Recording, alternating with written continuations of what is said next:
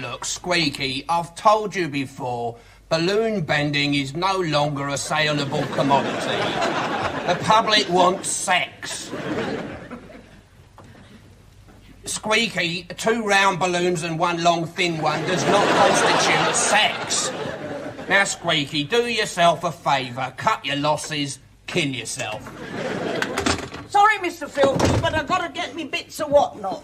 Give and take, daughter, that's what sharing an office is all about. Mr. Filthy, about my etchings. Look, now, you did say that... Look, daughter, I am a dying man. I may not live through this fag. I am not an art dealer, and if I was, the art in which I dealt would not be the gumption-covered eyesores you produce in your tea break.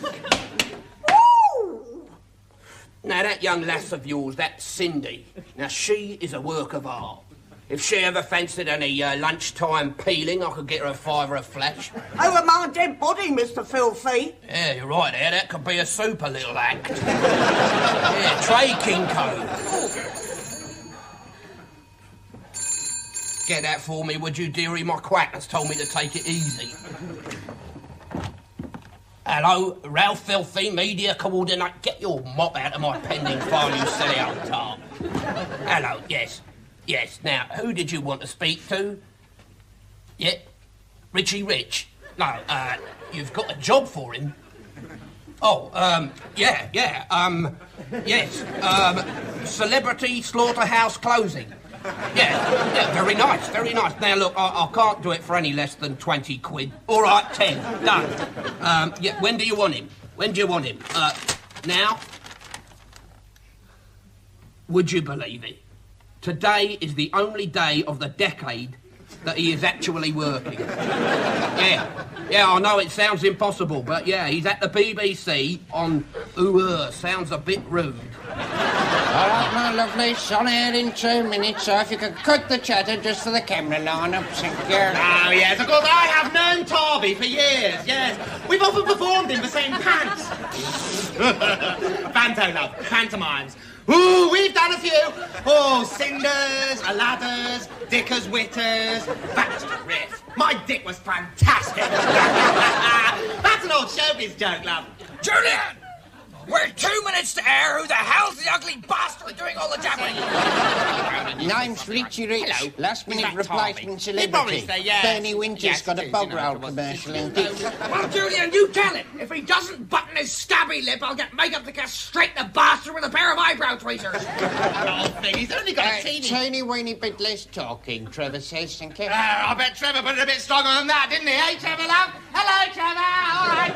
Hey, come on, let's make movies, you old twig. Sit on him, sack his people, bankrupt this company. All right, we're rolling, so take it from the top. That means start at the beginning, everybody. All right? Start at the beginning. Oh, how I love the business. Shut him up! All right, everybody, we're going to have lots of fun, so don't forget your laugh and applause cues, and here we go. Ladies and gentlemen, it's Tuesday, 6:30, and time for Sounds a Bit Rude, the game for all the family. And here's your host, everyone's favourite mirth maker, Ivor Whopper.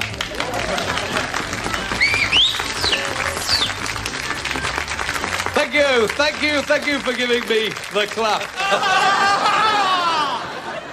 And welcome one and Welcome all to another edition of Sounds a Bit Rude, the game for all the family. And as always, we have our usual motley collection of the dregs of society.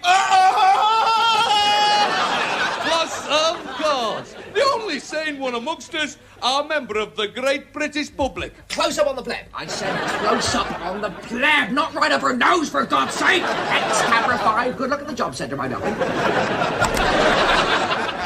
So now, you are Mrs. Ruth Butcher. Close up, Ivor, for the big gag. Well, let's hope you get some really meaty questions, then. Brilliant, hit laughter, darlings. Right, following across to the has-beens, my darlings, lovely. Wide shot on the selector. Great gag, Ivor, meaty, brilliant. Actually, I know quite a good gag. There were these two crocodiles. Well, nuns, really. Julian, tell that imbecile to stick to the script! I can't get to him, he's in shot. Close up on Ivor! Now, the rules of the game, like the members of the panel, are very, very simple indeed. I read out a sentence which sounds a bit rude, and then my good friends here have to laugh dirtily, but then have to come up with a clean version. For example, I never impress the girls because I've only got a tiny... Oh, penis! And of course the answer is car. Right. Let's meet my good friends here, these bunch of down and outs. We're going to try and help Ruth win. Good luck to her. Good luck to her. Good gag, Ivor. Good luck to you, mate. Julian! Shut that gormless git up! No unscripted spontaneity! And now then, who have we here? Ladies and gentlemen, will you please welcome Billy Glitter and Huggles the Ostrich. Close up, Billy and Huggles, my darlings. Cue music. Billy and Huggles laugh away. I'm so sorry. My girlfriend's left me. Oh, what happened? She's given me the bird. Sort of audience laughing, my darlings. And I bet it's not the first time you've been stuck in a bird's gob, eh, Ivor? What is he saying? That's not in the script. Cut back to Ivor! Oh, my God, he's completely lost! Cooey, hello. Oh, Molly, nice to see you again. Ooh, well, I bet that Bill's ostrich ain't as well behaved as my pussy. Come on, Ivor, bring this show round, for God's sake! Ladies and gentlemen, everybody's favourite mother-in-law, Molly Slocum. Ooh, you're so lovely. I'd like to show you all my pussy. In fact, I can't think of anything nicer than having you all stroking my pussy. Oh, for God's sake, love, don't milk it. That's the third time you've done that gag. And you used to do it in every ep of that appalling sitcom you used to do. What's going on down there? Now then, here we have a gay young fellow. John, how are you feeling today? I'm feeling a little queer. Oh, my favourite gag, my darling. My favourite gag. Thank heaven for a couple of vessels, right? We'll do baby right round here, darling. Ooh, nice gag, John. I shall be sure and keep my bottom firmly on the seat when I'm anywhere near you. Cut away! Cut away! What is he saying? Don't you dare tread on one of my laughs ever again! Oh, shut your face, you little poof. A lively bunch we have in here tonight. Now, Cindy, lovely to see both of you here this evening. Well, I always like to keep abreast of what you're up to, Ivor. Good. We're back on script, my darlings. Yes, folks. I've got a whopping great talent. My name's Richie Rich, and I'm available panto or summer season any time during the rest of my life. These two blokes go into a brothel and Hulk Dr. Bernardo's. Big murderers. I'm a homosexual, isn't it hilarious? When I say me pussy, I really mean it.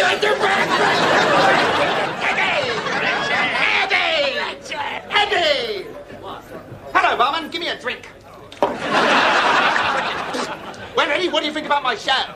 it was stupendously bad. Thank you. Julian, you look like you've seen a ghost. Double scotch for this man.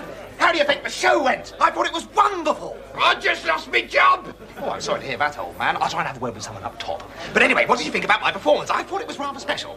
Be honest. What a... bastard. Look, if anyone else wants to throw their drinker out with him, I'm throwing it at me. Hi, you lot! Massive drinks for this table, barman.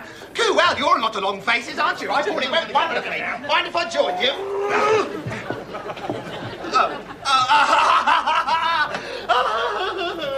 No, but seriously, gagging aside, it was a super show, I thought. There you are, Richard. Here we are, drinks all round.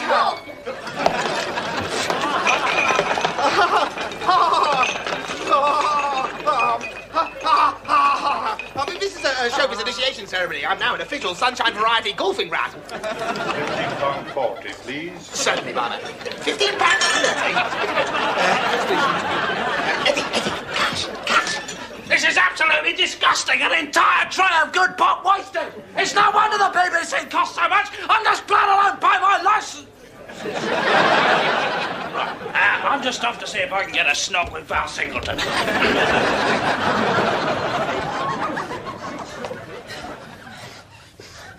Well, they didn't actually give me a dressing room, those BBC bastards. I had to put on my Fabo jacket in the labs. Oh, God, I'm disgraced. I can't pay for my round. I'll never be able to hold my head up. No, get me behind me, Satan. No, I mustn't. I can't. Oh, my God. I have. The Nolan Sisters. My all-time favourite 4-tissue fantasy.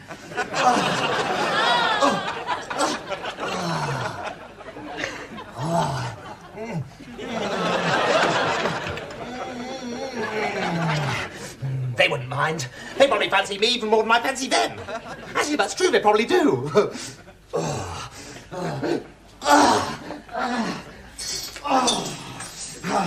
I'm in the mood for dancing, romancing, and giving it all tonight.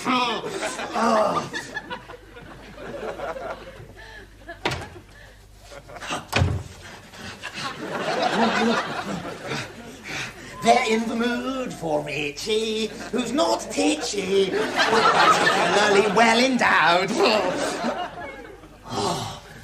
The Nolan's shower. Wait till I tell them about this at the fan club general meeting. Do you think I'm sexy? Yes, we think you're sexy. Sexy, sexy. Hey, you. What do you think you're doing? Oh, hi, girls. You took your time. Strip off and come on in. The water's lovely and so am I.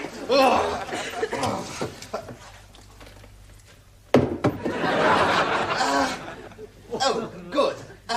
The shower's fixed now. Any more problems, just call transvestite plumbers and we'll be round in a flash.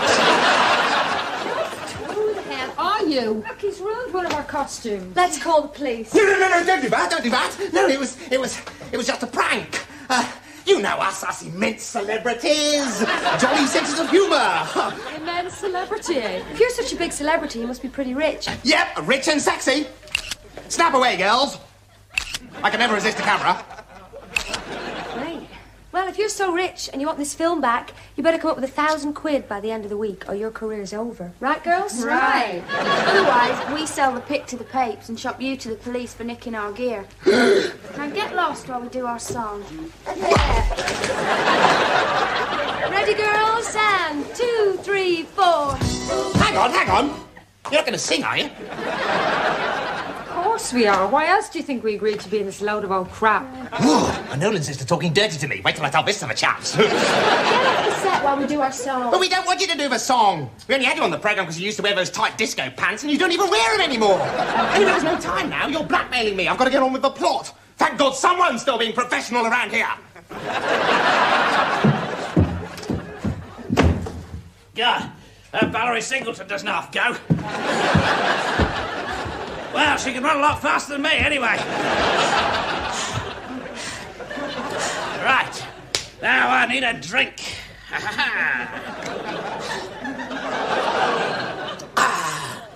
Right. What shall I have for my supper tonight? Bugger all? Or sweet FA? No matter, both. The final humiliation! Lower than this I cannot think.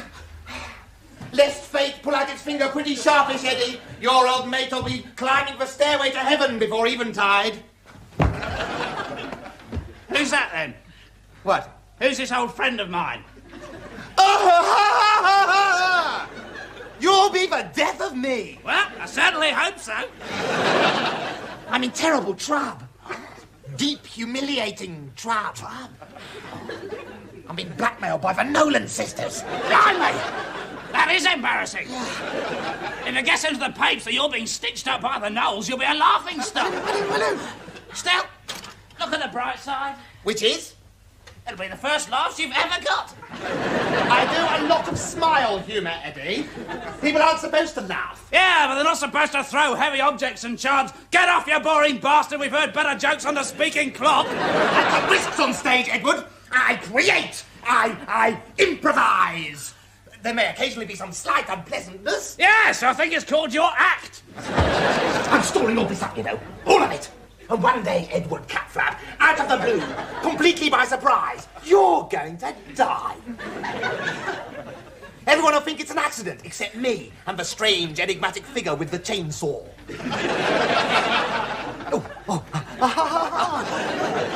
Right, now, where were we? We were here. We haven't moved. Nice guy. Right, now let's have supper and decide what to do about those blackmailing gnolls. We can't have any supper. We're completely broke and there's no food. We're completely broke and there's no food. Shall I go for the big echo, gang? No, there's no time. We've got to decide what to do about those thieving gnolls. Well, I could have done it in the time it took to say that. All right, then bloody do it! Right. Good. This room's got an echo. Yes, well, I don't think Little and Large have got a lot to worry about, do you? I'm hungry. Have you had the ketchup? No. Look, we've got two problems. There's no food and the Nolans. What are we going to do? Eat the Nolans. We can't eat the Nolan sisters. It'd be showbiz suicide. Besides, if you start something like that, you better be sure you can finish it. Well, there's only 4 of them and I'm starving. No, that's not what I mean. What I mean is, if we eat them, where will it all end? We eat them, Bucks Fizz eat us. Yes. Brotherhood of Man eats Bucks Fizz. Jimmy Osmond is Brotherhood of Man. That's right. And before you know it, there'll just be one huge, enormous, middle-of-the-road singer left in the whole of Light Entertainment. And Demis Roussos will be back at number 1. It just doesn't bear thinking about. I've got it. Yes. We shall have to think of something else. Brilliant. Oh, dear. Hello, boys. Anybody got a fag? Don't worry. I'll smoke my own. You filthy.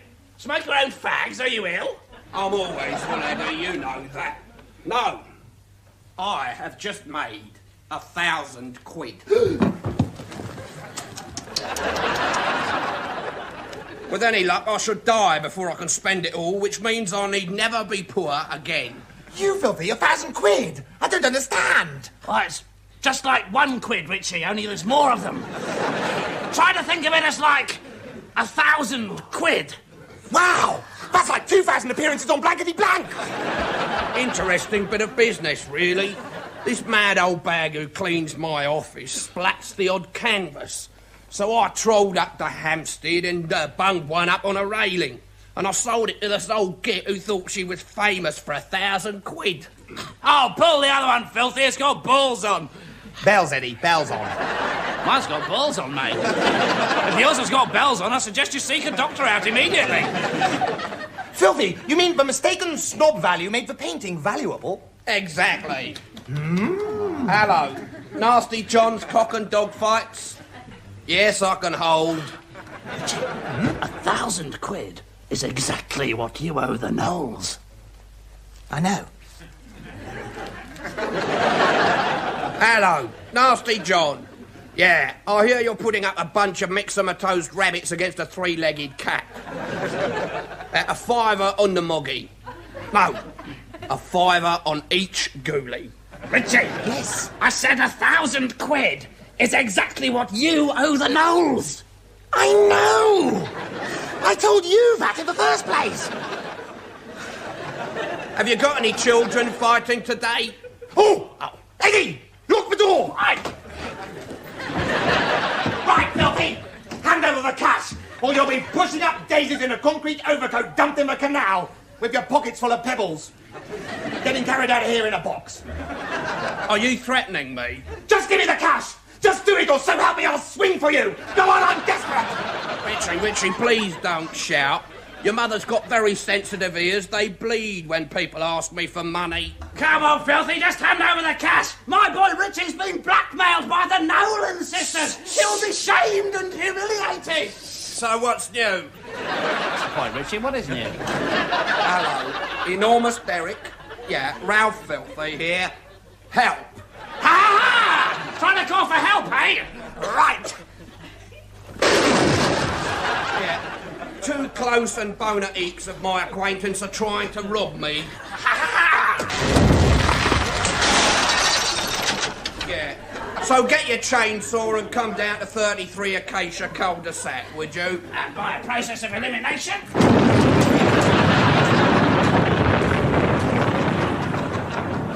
Right, yeah. have you got all that in? Right. Ta-ta. There you are, ready?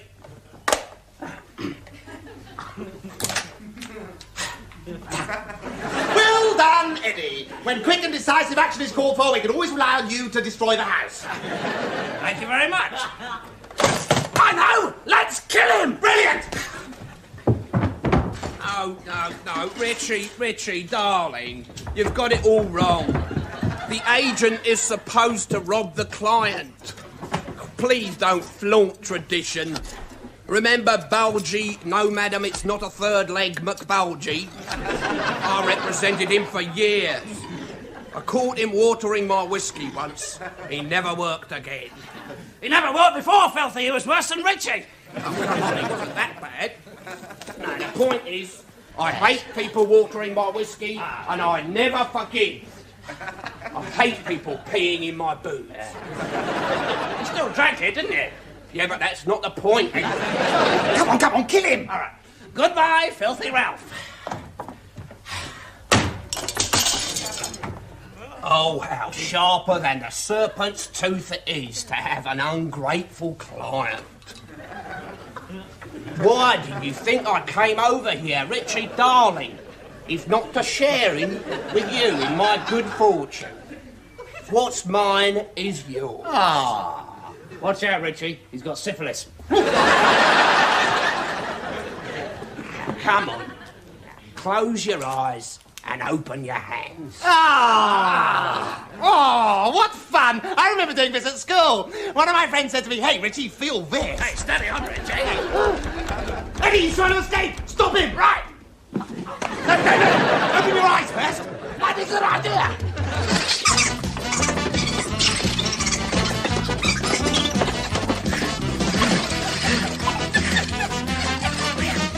What, we're giving up the chase idea, then? No, just having a rest, yeah.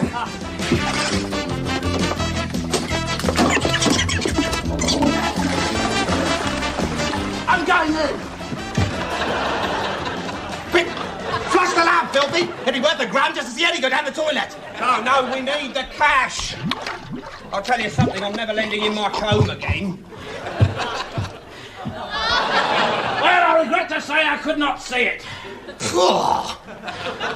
That pipe whiffs like nobody's business. Richie, it's a sewer. It whiffs like everybody's business, eh? Well, I suppose it was inevitable if I acquired a bijou pile of rhino, it couldn't last. But I could have wished it a more dignified end. Anybody got anything to drink? Filthy! This is not the attitude that wins. When Mike Winters left Bernie, did Bernie sit on the lavatory and have a drink? No, he went out and bought a dog called Schnorbitz and a showbiz legend was born. It's not my problem, Richie. I have already alerted enormous Derek. I've activated a highly trained and dedicated professional killer. Or to put it another way, I phoned a big bastard with no brain who likes dressing up in women's underwear, and I've got the photos. So unless you and Eddie pay me my £1,000 back by tonight, it's roller blinds for the both of you. Hey? Roller blinds? Sorry, curtains. Curtains? God, what are we going to do? Shove over, old friend? Of course! Filthy made that £1,000 out of that strange painting episode. Of course. Yes. Are you thinking what I'm thinking, Eddie? I was thinking about making money. Come along, Edward. We're going to make you into an artist, so get out your easel. I'm not prepared to rise to it, Edward. Come, we repair to Hampstead. Right. Extra! Extra! I'm an extra! Come on, my lovelies, get your paintings here. Well, have you sold any yet? You must have sold hundreds. I've been singing your praises all over Hampstead. How many have you sold? None. I have incredibly high hopes for my new piece, entitled simply, Whoa! Like Helen! Until now I was blind. At last I behold life as it really is. Oh, God, fans. It's a bore, I know, but I'd always say, without the fans, even I would be nowhere. Tarby feels the same, and Kenny Lynch. Bobby Dabber said the same thing. I said, Bobby, love you. Oh, no, well... Away, imbecile! Oh, my God, a psycho fan. He's probably got a gun. John Lennon syndrome. Call the police. Peasant, this is the art critic. Alphonse Bouffati. Perhaps something in this horrifying collage of mental vomit has moved his soul. Personally, it moves only my bowels. Who is Eduardo Ketfleto? Who wants to know? Fatso!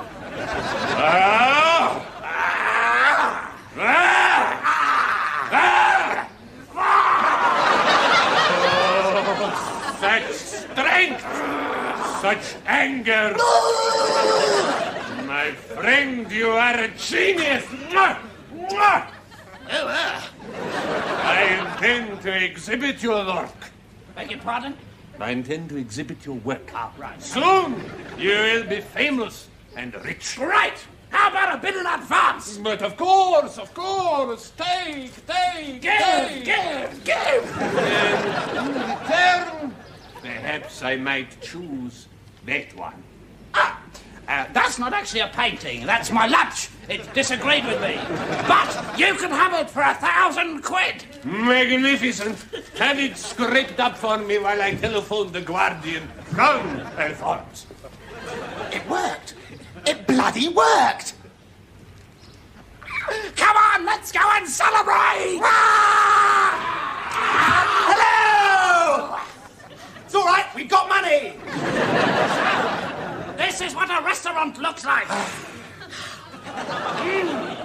Fantastic. Try some of this, Richie. Fantastic, I'll have 5. Okie dokie, skip.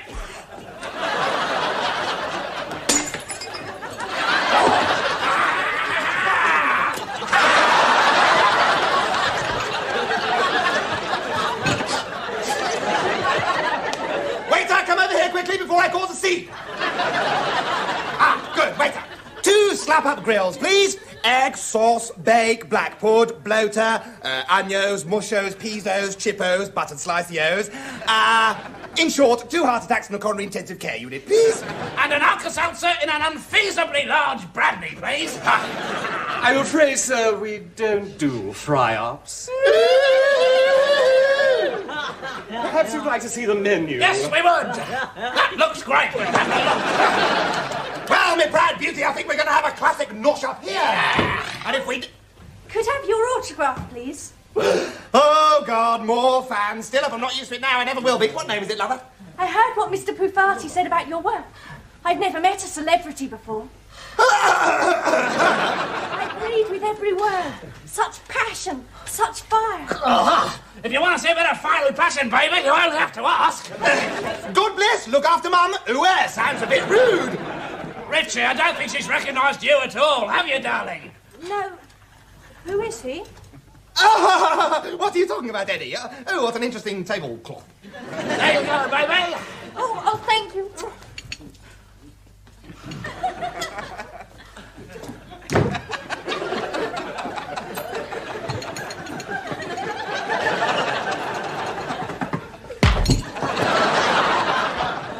Your meals come to £250 each. Payment in advance. Why, of course. There's mine, but I'm not paying for his. You just pay for my tea this instant, Mr. Edward Catflap. No!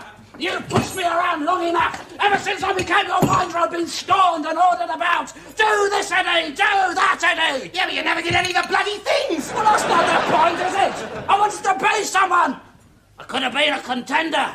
But no, you're always out there in front, pushing, barging, farting. Well, it's me who's wearing my farting trousers now, and I don't need Mr. Big Head Bloody Rich, so up yours. I'm not paying for your tuck. Have you no honour? No integrity? That's a bloody stupid question. Yes, I suppose so, yes. Oh, thank you, Garçon. Oh, good. Get off, and get out. Well, I just hope you got change for 30 pieces of silver, Judas. So you're on my first exhibition, Richie? This pathetic joke won't get that far. No, I don't think the show's that bad. Welcome. It gives me enormous pleasure to sit on bathtubs. It gives me, of course, enormous pleasure to open this premiere exhibition. You know, there comes to us occasionally of a time, yes, a force, a gift from God, a gift of fire and passion. Such a gift C'est droit donc at flap. Hello! Everything he produces is a work of art. Quite bloody right. That was my latest effort. It's called Belching in an Art Gallery.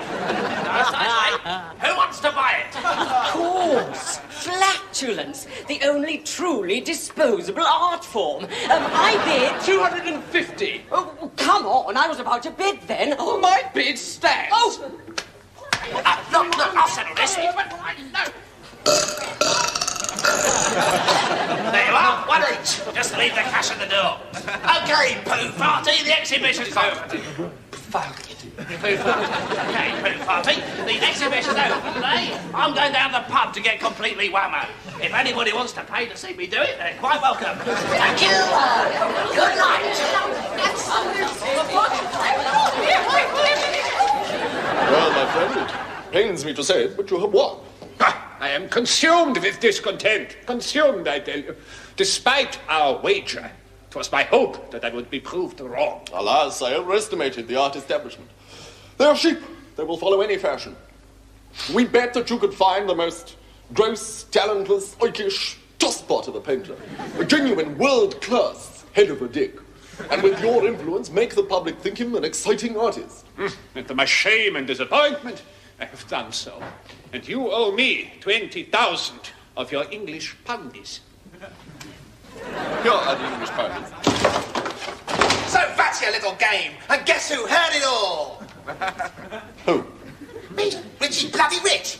And the price of my silence is that 20,000. And the promise for your end is ridiculous charade that's making my bloody mind more famous than me. Here you are. Come, Nobent. Nobent? I can't. Alphonse Nobbend? Nobbend and Pooh Farty, what a script, get out. Let's go, Nobent, to some situation comedy where they appreciate our lavatorial brand. 20,000 and a bloody difficult plot tied up into the bargain. But you never thought we'd get out of that in half an hour, but we did it simply by being stupid. Hello, Richie. Come to see my exhibition? No, mate, I've come to close it. You've been the ignorant dupe of these two arrogant ponties trying to prove a point. I thought something was a bit strange. I just sold my pants for 500 quid. Yes, well, because I just ended your career for 20 pounds, which, after I've paid off for Knowles and Filthy, comes to 18 pounds, of which you won't be getting any. Enormous Derry. Have £1,000. Right, let's go and pay off the Nolans. No need to do that, Richie. I've already paid them off with my burp and pants money. Forgive me, Edward, but it would seem to be a bijou bit out of character for you to perform an act of kindness. Well, I haven't really performed an act of kindness, Filthy, because I still have the incriminating film. So I'll just take my 18 grand and we'll celebrate, shall we? Richie, carry me back to the flat. And no farting. We're going to have the most disgusting, depraved, debauched party! Okay, girls, do it now!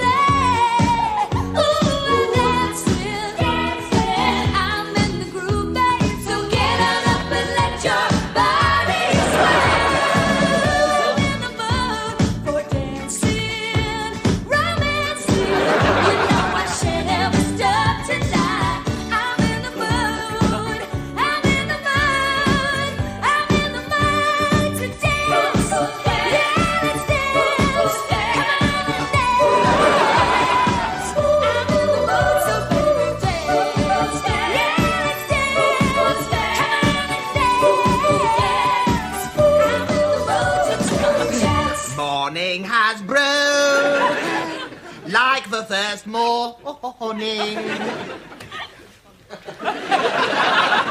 I am still sexy. Thank God for me. Ah, the morning, the morning. How glad I am that I've always spurned regular lovers. Because, of course, by sleeping alone, I get me all to myself. And I always know I'm going to wake up with the most attractive person in the world.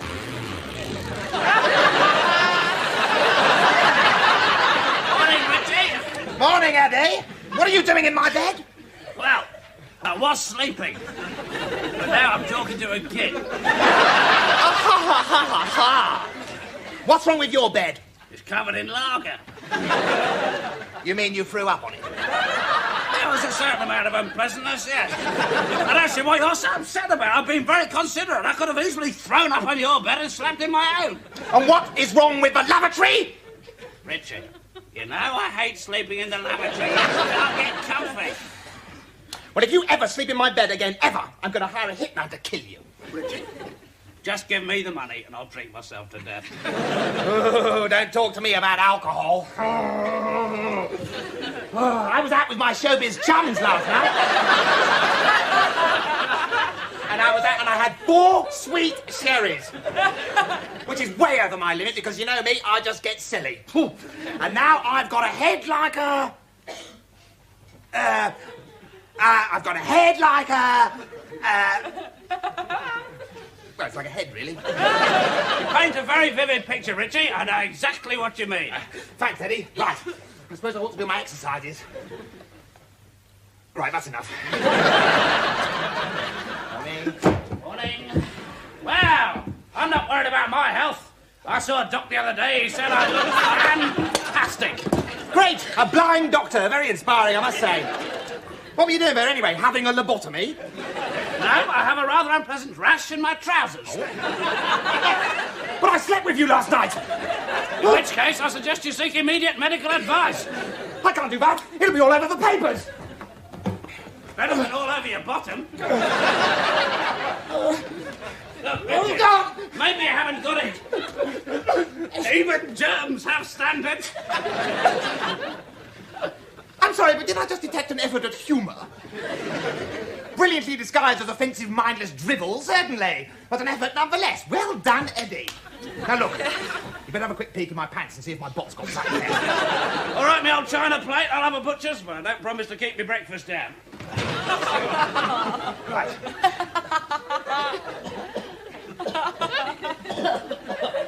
Well, see anything unpleasant?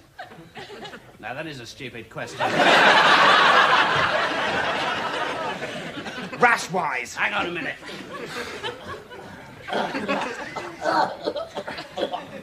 No, nothing could survive on that. Oh, God! All I asked for was a quick once-over and I get an erotic cabaret. Now, do it properly. Come on, up there. Down. Yes. Morning, Mr. Rich. Morning, Milky.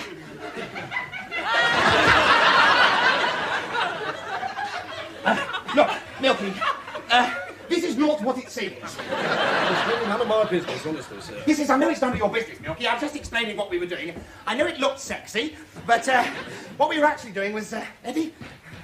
Yeah, No! Actually, you're right, it is none of your business, you dirty-minded little pervert! Just who the hell do you think you are? Barging in here, making revolting, libelous insinuations. You're a reporter, aren't you? Eddie! It's the scum! Get the disinfectant! I can't believe it! A journalist in my house! I'll have to have the whole place fumigated. And then seal it in concrete and dump it in the North Sea. Journalists have a half-life of 1,000 years. Get this, Nina Misko! I'm not a journalist, I'm a milkman. Hey, he's right, you know, Richie. He can't be a journo. He hasn't got a stiffy. Believe me, Milky, I'm going to fight this. I got the whole of the light entertainment department of the BBC behind me. I shall call Keith Harris and Orville as character witnesses. Well, I hope you like prison food. The jury will melt as Orville takes the stand. Yeah, Witchy in a sink. Richie, Orville is a nylon green day-glow duck in a nappy. The jury will hang you. Edward, there may be children watching. Excuse me. What are you going to tell them next? There's no Father Christmas? Yes, I am. No. Hello, kiddies. There is no Father Christmas. It's purely a marketing ploy to make low-income parents' lives a misery. I want you to imagine something. I want you to picture something, Edward. I want you to picture the simple, trusting face of a child, streaked with the cruel tears of disillusion because of what you just said. I'd like you to picture the tear-streaked face of its mother, because one week's dole won't cover the cost of one Master of the Universe battle cruiser. Well, she can get a job, can't she? Become a stripper or something? Now you're sitting there crying about it. Get on your bike and get your clothes off, right, Mr. Tibbet? I'll be off then, shall I? You stay where you are, quisling! You're carrying secrets that could put back the British game show 50 years! Right, I'll see you tomorrow then. I said wait here! Please, miss. Ah, a bit of a different tone now, isn't it? Yeah! Forget the blackmail, now it's please, Mr. Rich. Well, it's too late, darling, you're dead! D-A-E-D! Dead! Right, you know, he is. What, dead? Completely. Jeepers, Eddie, what are we going to do? Well, it's not too bad. The milk will soak in and we can pick up the bits of glass sometime. No, what are we going to do about the corpse? Oh, bang it in the cupboard and blame someone else? That's brilliant. Of course, the perfect alibi. Let's grab the stiff. Oh, Oh, for heaven's sake, Eddie! A man is lying dead and still you're spouting your appalling double entendres. You don't think perhaps, as this poor milkman's immortal soul lies hovering above the remains of its earthly self, it would prefer not to be the butt of a knob gag? I think perhaps, all in all, he might prefer not to be dead at all. But then, of course, he didn't have a choice, did he? Because certain people bopped him over the head with a couple of milk bottles. Now, shut up! Let's get the bod in the cub before it begins to whiff. Right. If that were our criteria for putting things in the cub, we would have put you in one ages ago, wouldn't we? Because you're so witty. Yeah, I got it. I just didn't think it was funny. At all. Liar, you didn't get it because you're too thick. I'm not thick. Yes, you are. I am. I mean, I'm not. Put your head here. All right.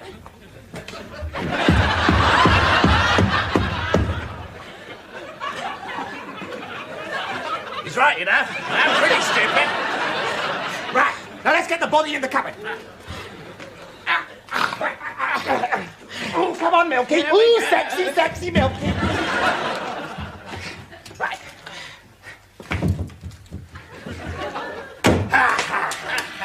Well, now, much as I respect Her Majesty's Metropolitan Police Force, I hardly think they're going to find the body in the cupboard. We're home and free. Bloody hell, we're on to us already. Pack the bags, get the Brazilian currency. No, wait. What? Maybe it's not the police. Maybe we've, won the pools. Yes, maybe that's it. Yes, it could happen. Millions of pounds, publicity, a dream come true. Wait! What? We don't do the pools. Damn! That's got to count against us. Brazil! Wait! What? Maybe they made a mistake. I'll find out. Yes. Wait! What? Maybe it's a producer with a wonderful part. Ooh, Eddie, I said wonderful part, not attractive Willie. The connection between the trouser area and the word part is tenuous, to say the least. Now listen, you keep your hands off that phone. If it's an important new role for me, I don't want it spoiled by your revolting telephone man. Hello? You have just dialed Telephone Sex Gardening Division. First, run the turnip. Like that. It is Filthy Ralph, the impresario, promoter, pornographer, and common thief. I know who Filthy Ralph is. Yeah, but they don't, do they? Stop talking to the children. Hello, Filthy Ralph. What do you want? Got me any work? Listen, I'm jaded with the tired, shallow world of TV light entertainment. I yearn to tread the boards again. I fancy Shakespeare.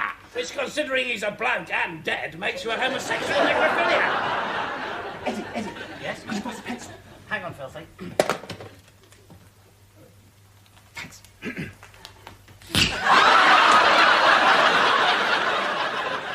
Now then, Filthy, what was that you were saying about getting me a wonderful Shakespearean role? Romeo and Juliet, perhaps? Oh, you're coming over. Wonderful. Ciao. Terrific. I knew today was going to be important. Romeo and Juliet. Where's my big beloved Shakespeare book? I know exactly where it is. Here we are. Lucky we've only got through the pastorals. Right. Rose and Jewels. Ah, here we are. Rose and Jewels. Now, Eddie, listen, concentrate.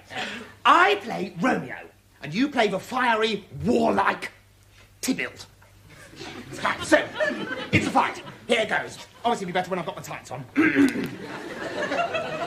Away to heaven, respected lenity, and fire-eyed fury, be my conduct now. Now, Tybalt.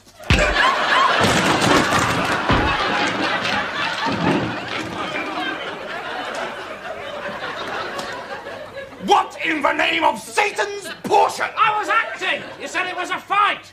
Yeah, but you gotta let me finish my speech. Seems a very funny sort of fight to me. You can't hit me till I finish my speech. Which shows how much you know about acting, because it happens all the time in Shake. Well, how am I supposed to play a role that's riddled with such glaring inconsistencies? On the one hand, I'm a fiery, warlike Tybalt, and on the other hand, I stand there quiet Tibbs when I do my poem. Eddie, this is Shakespeare. And everybody knows that Shakespeare is crap. Yes. No, well, yes. Well, it's difficult to think about Shakespeare, you see, Edwin. Shakespeare, being a genius, is allowed slightly more license than us lesser mortals. And hence is allowed... and hence is allowed to... Oh no, it's calling the front door. It'll be the car to take me to rehearsals. Answer it, would you please, Eddie Poppet? Richie! Yes. I hate being called Eddie Poppet. Oh, sorry. Answer the door, please, Eddie Weddy, Whoppity Poo Poo, Biddly Biddly Flop. That's better.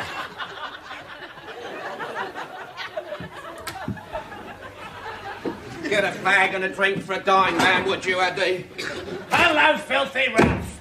Ralph Filthy. For the last time, my name is Ralph Filthy, not Filthy Ralph. Honestly, just because I run a chain of discount brothels, everyone seems to think I'm a dirty old man.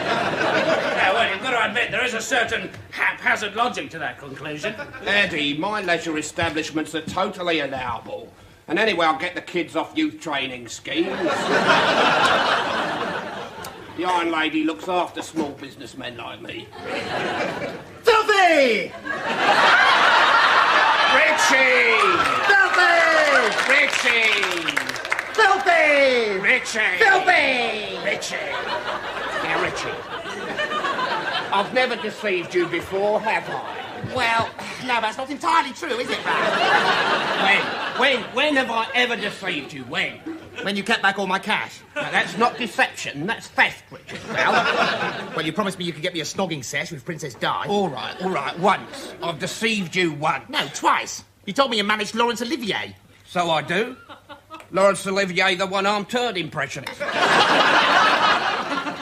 There was an implication you meant Larry the actor. Well, that's the same difference. All right then, daughter. I have lied to you through my teeth throughout our professional association.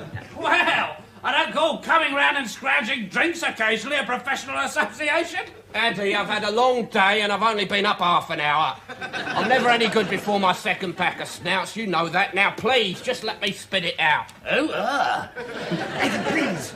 This is my agent. Richie. Yes. You are in trouble. Ooh. Hey. Trouble? Big trouble. How big? Bigger than the biggest laugh Tarby ever got. Well, it's the big as the one about the sheep he did at the Falklands War Gala evening, where everyone thought the cheeky chap had gone just a bit too far. Including that one. My God, that's absolutely colossal! I'm telling you, if you were to take all the best bits of the world's true greats and construct out of them the world's best comedian, Bernard Manning's trousers. Paul Daniels' catchphrase, Ken Dodd's haircut, Sid Little's timing, Eddie Large's Eddie Large impression, Jimmy Cricket's funny Wellington. That's right.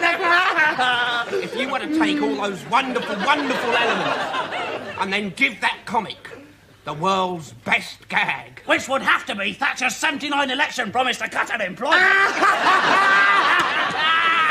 And believe me, Luby, the laugh you would get would still not be as big as the trump you are. Right.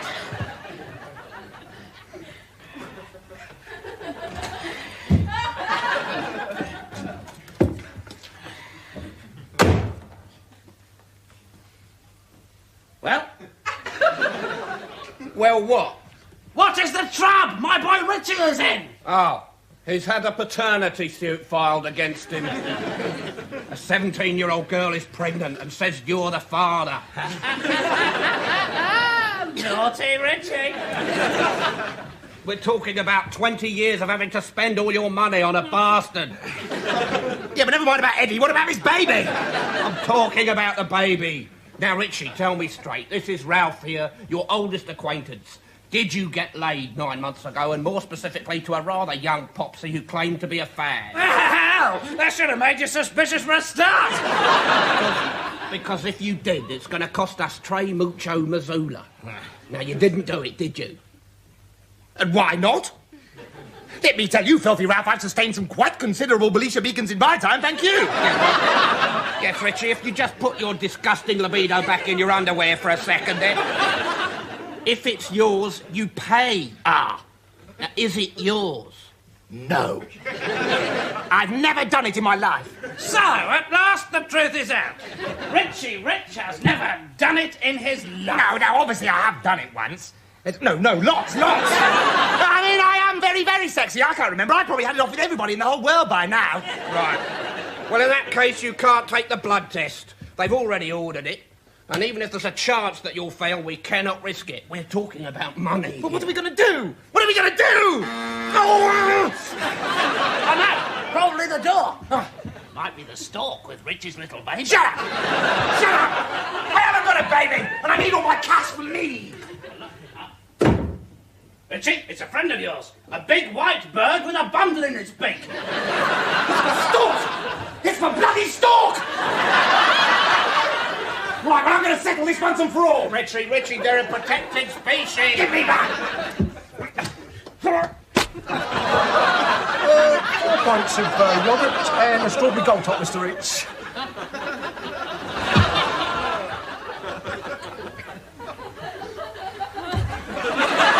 Eddie, this is the most milkman-shaped stalk I've seen in my life. I would go further and posit that it's not a stalk at all, but a milkman. Yes, it is. I was joking. Edward, a man is dead! Well, I didn't think you'd be stupid enough to believe me. As everyone knows, the baby stalk doesn't exist. Edward, please! Will you stop ruining childhoods? Innocence is lost all too quickly in this modern world. You can talk. Your agent runs a brothel. Eddie, please. Stage school. They're wonderful kids and I think the world of them, but never mind all that. Richie, you have just killed a milkman. 2 milkmen, Filthy. Oh, my God, how depressing. This could be very bad publicity for us. Very bad indeed. What? You think the papers will side with Milky? Bound to. I remember when I had Mike Reed on my books. Him and Chedwin got drunk one night and set fire to a nun. Next series of Saturday Superstore was slated. Yeah, Filthy, a nun, all right. There's only a couple of milkmen. I mean, clanky, whistly, morning, madam, aren't I sexy, another fruit, yogurt, you gold son. After all that, they sent you a bill. They deserve to die. One milkman, maybe you could laugh it off, friendly joke, went too far, faults on both sides, but 2. It looks very Freddie Starr, doesn't it? This is just the sort of thing those vipers in the press pick up on. The critics will slaughter my next show. Yeah, I can just see it now. Daily Telegraph. Bloody great news! Richie Rich goes to Priz forever and ever! Hooray! I'm not going to Priz! I claim diminished responsibility! Premenstrual tension! That's filthy! Give me a sex change! Please stop shouting, Richie. Nobody knows about it yet. And when the going gets tough, the tough have a fag and a drink and a ponder. Hello, get me body loads of Gary, please. Yes, I can hold. I said have a fag and a drink and a ponder. Yeah, fag and a drink and a ponder. Hello, Filthy Ralph here. Yeah, body loads of Gary. Yeah, right. Yeah, I want you to lose a body.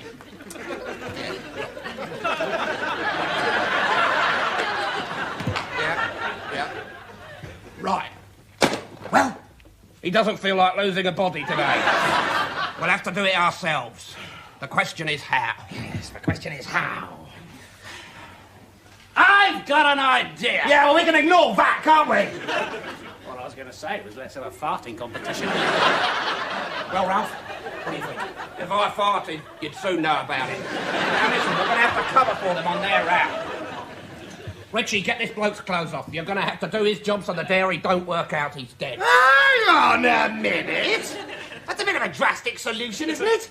I mean, all right, I've killed a couple of guys, but what you're suggesting is manual labour. Oh, listen to the tragedy, Queen. Do you want to do hard labour for life? Well, obviously not, but how long am I expected to keep it up for? Living a double life as a milkman. Am I expected to train his whippets? Learn to clog dance? Sleep with his wife? I'm bound to be discovered. There she is, in her curlers, lying there thinking, oh, God, I'm so bored of having to sex that working-class oik I married. And all of a sudden, whoops-a-daisy, Richie Rich flashes a star-spangled smile and something not dissimilar to a nuclear submarine floats in between the sheets. Yeah, and then, when she's flopped your beer belly back onto the floor, she can get out her binoculars and start searching for your action. Why can't Eddie the Git do it? You seem to be forgetting, Richie. We have two little problemettes here, and we need Eddie for the other one. That paternity stuff, and you can't take that blood test in case it's positive. And, what's that got to do with me, Ralph? Hello, get me 2 girls round at Richie's place fast. Great! A party! Fantastic! Let's forget all our problems and party! Make-up girls. Oh. We're going to make Eddie look like Richie so that he can take the blood test instead, and that way we'll be sure the blood won't match the baby's. Richie put on Milky's trousers, Eddie put on Richie's trousers. And who's going to wear my trousers? I should imagine someone criminally insane who enjoys whipping to high heaven and scaring old ladies.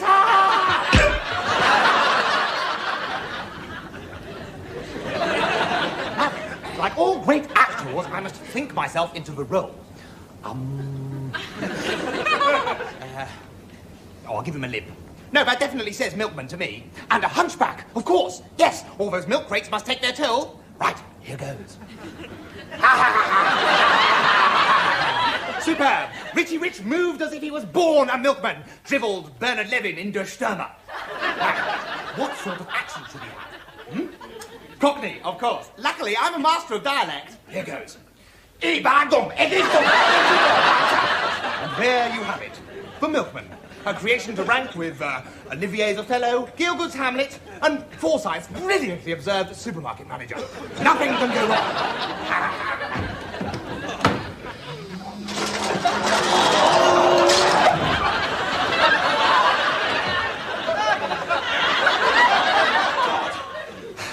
Fate deals me blow after blow. Another 2 milkman bodies to get rid of.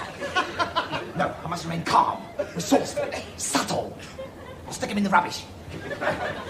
Oi, what is going on here? You've just dumped a dead body in that rubbish, haven't you?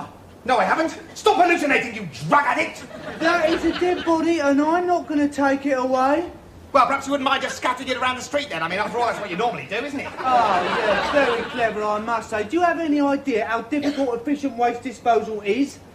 Bloody! That is how difficult. What with privatisation? Oh, for pity's sake! People seem to use these plots as a forum for whatever personal hobby horse they feel like waffling on about.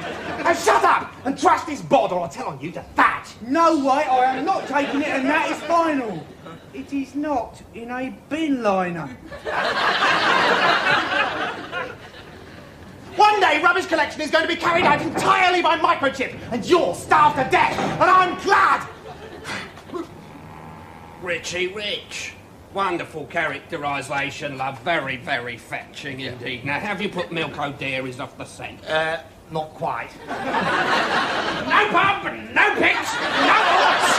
Mind you, I don't know what kind of tarby-brained half-wit would want an author for failed old fat-bottomed excellent drag queen with 0 talent like me. In fact, I think I'm a complete brat. They're breeding. I won't even ask how you came by these 2, Richie. Well, we certainly shan't forget today in a hurry. What, you think you won't? First day in your life you look halfway presentable, git face. Richie, however many milkmen you kill, it's still not going to become fashionable, you know. Look, all we got to do is get rid of 4 dead milkmen. It'll be no problem. No problem. May I casually remind you, Richie, that I am stood here dressed like a completely poncy git. Now, can we please get to the hospital and trash this maternity suit before I get mistaken for a poodle? And try not to kill any more milkmen on the way. Right. Look, plenty milkmen. He shall pay for what he's done to my daughter. The gigolo, the Casanova, the Don Juan, the Lothario, the randy little bastard. Oh, Mum, believe me, Mrs. Whitehouse, if the blood from the baby and the blood from Mr. Rich prove compatible, your daughter will be entitled to an enormous settlement. He's nothing but a vile seducer, I tell you. A vile seducer. Oh, it wasn't that bad. I've had worse, certainly. I tell you, lucky we got the drip in, or he'd have delivered his last pint of milk, and that's the truth. Hello, hospital! Must be some medical alcohol in one of these somewhere. Richie! Pull your hat down over your eyes. Here, wear these dark glasses. Right. Come on. Now listen, everybody's got to think that Eddie is you, so don't go around doing anything to give away who you really are. Okay, I understand. Right. Let's go. No pictures, no panic, no autographs. Please respect my privacy. I'm really just an ordinary member of the public. Oh, sorry, pause about it. Right then, who is Mr. Rich? I am. Sorry, he is. There he is. That's the one. Pay up, you philanderers, Sir Jasper, you. Pay up. No, please calm yourself. Now then, Cindy, is this the man you claim to be the father of your child? Yeah, I think so. Is that her, Filthy? Is that the girl that I'm supposed to have... Yes. If she was 20 years younger, she might be quite attractive. But she's lovely, Filthy. Lovely. The sort of girl you want to really, really cherish. I have never seen this girl before in my life. You lying scoundrel. Oh, don't cry, little one. Oh, God, help me. He's ruined me. Oh, don't worry. It'll be all right. Little lambkin, snuggly, wuggly, nosy, nosy. Doctor, I think you'd better get me a bucket. I'm going to be horrendously sick. Because of him. Hang your head in shame, Eddie, you cad, for what you've done to this poor girl. Why, I have got a good mind to punch you right in the face. He's not making playing this part very easy, you know. Listen, daughter, shut your eek. It's you that did it, not Eddie. We're trying to get you out of this. Sorry, could we get on, please? All right, bitch, hold your horses. Or aren't the NHS paying you enough out of my wages? Listen, Filthy, when I agreed to this cruel deception, I never dreamt the girl would be so unutterably lovely. Look at that. Yummy, yummy. Yummy, lovely little baby.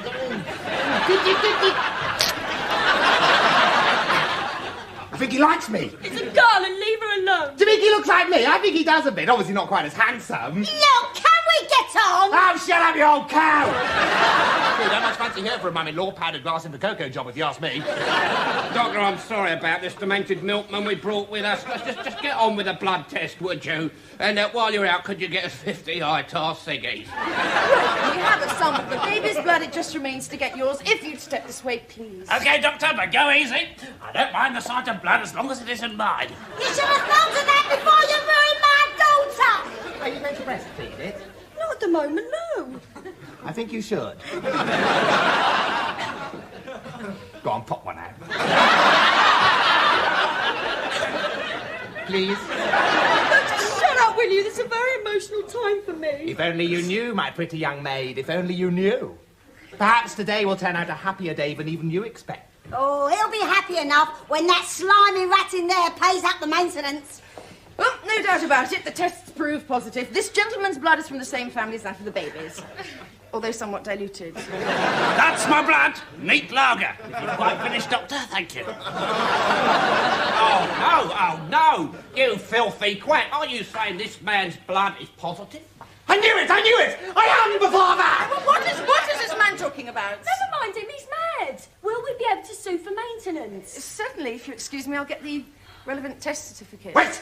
Stay your hand, Doctor. The time has come for the truth. Rich, get off. The baby's father is not this sad imposter whose blood happens to coincide, but none other than I. Richie Rich! Oh? Richie Rich, TBS, Links, 1972. Maintenance! Forget it! I'm going to look after my baby. And you, Cindy, I'm going to give you a home and make you an honest woman. I love you and our baby, and I can't wait to start work on another one.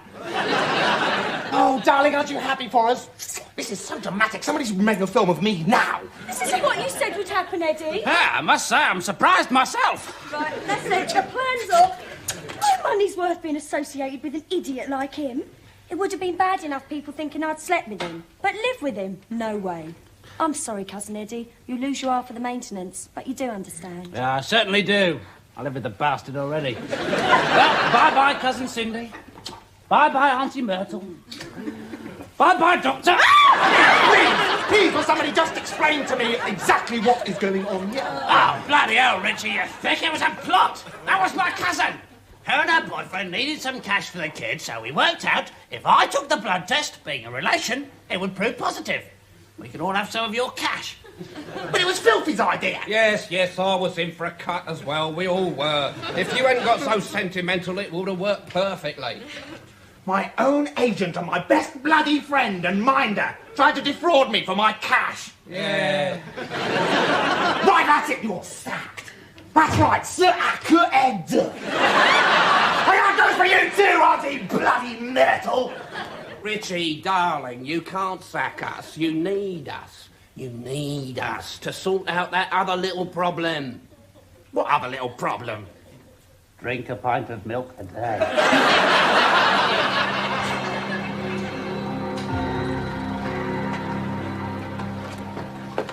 Right, this Imber Canal with Human Drive.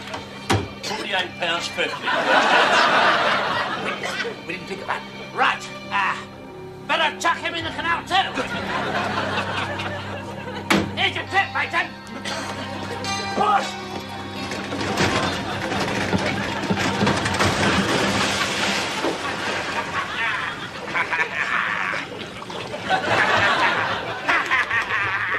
This time, no mistakes.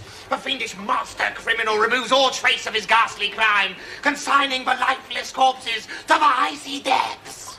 You're nicked. Unless you sling your hook right now. Eh?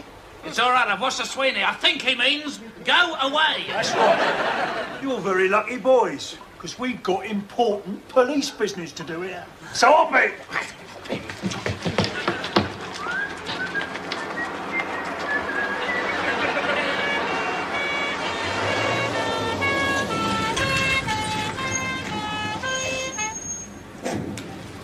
All right, Dixon, let's start chucking him in. Keep an eye open for lefties. All right. Blimey, if the Home Secretary had financed more cell space, this sort of thing wouldn't be necessary. See, what would be the fun of that? All right, cheap knock at the police, but you try getting out of a stupid plot like this. They're all bastards anyway. Yeah. Look, I've had just about enough left-wing soapbox rhetoric for 1 week. If you don't like the police, next time you get beaten up, try calling an alternative comedian.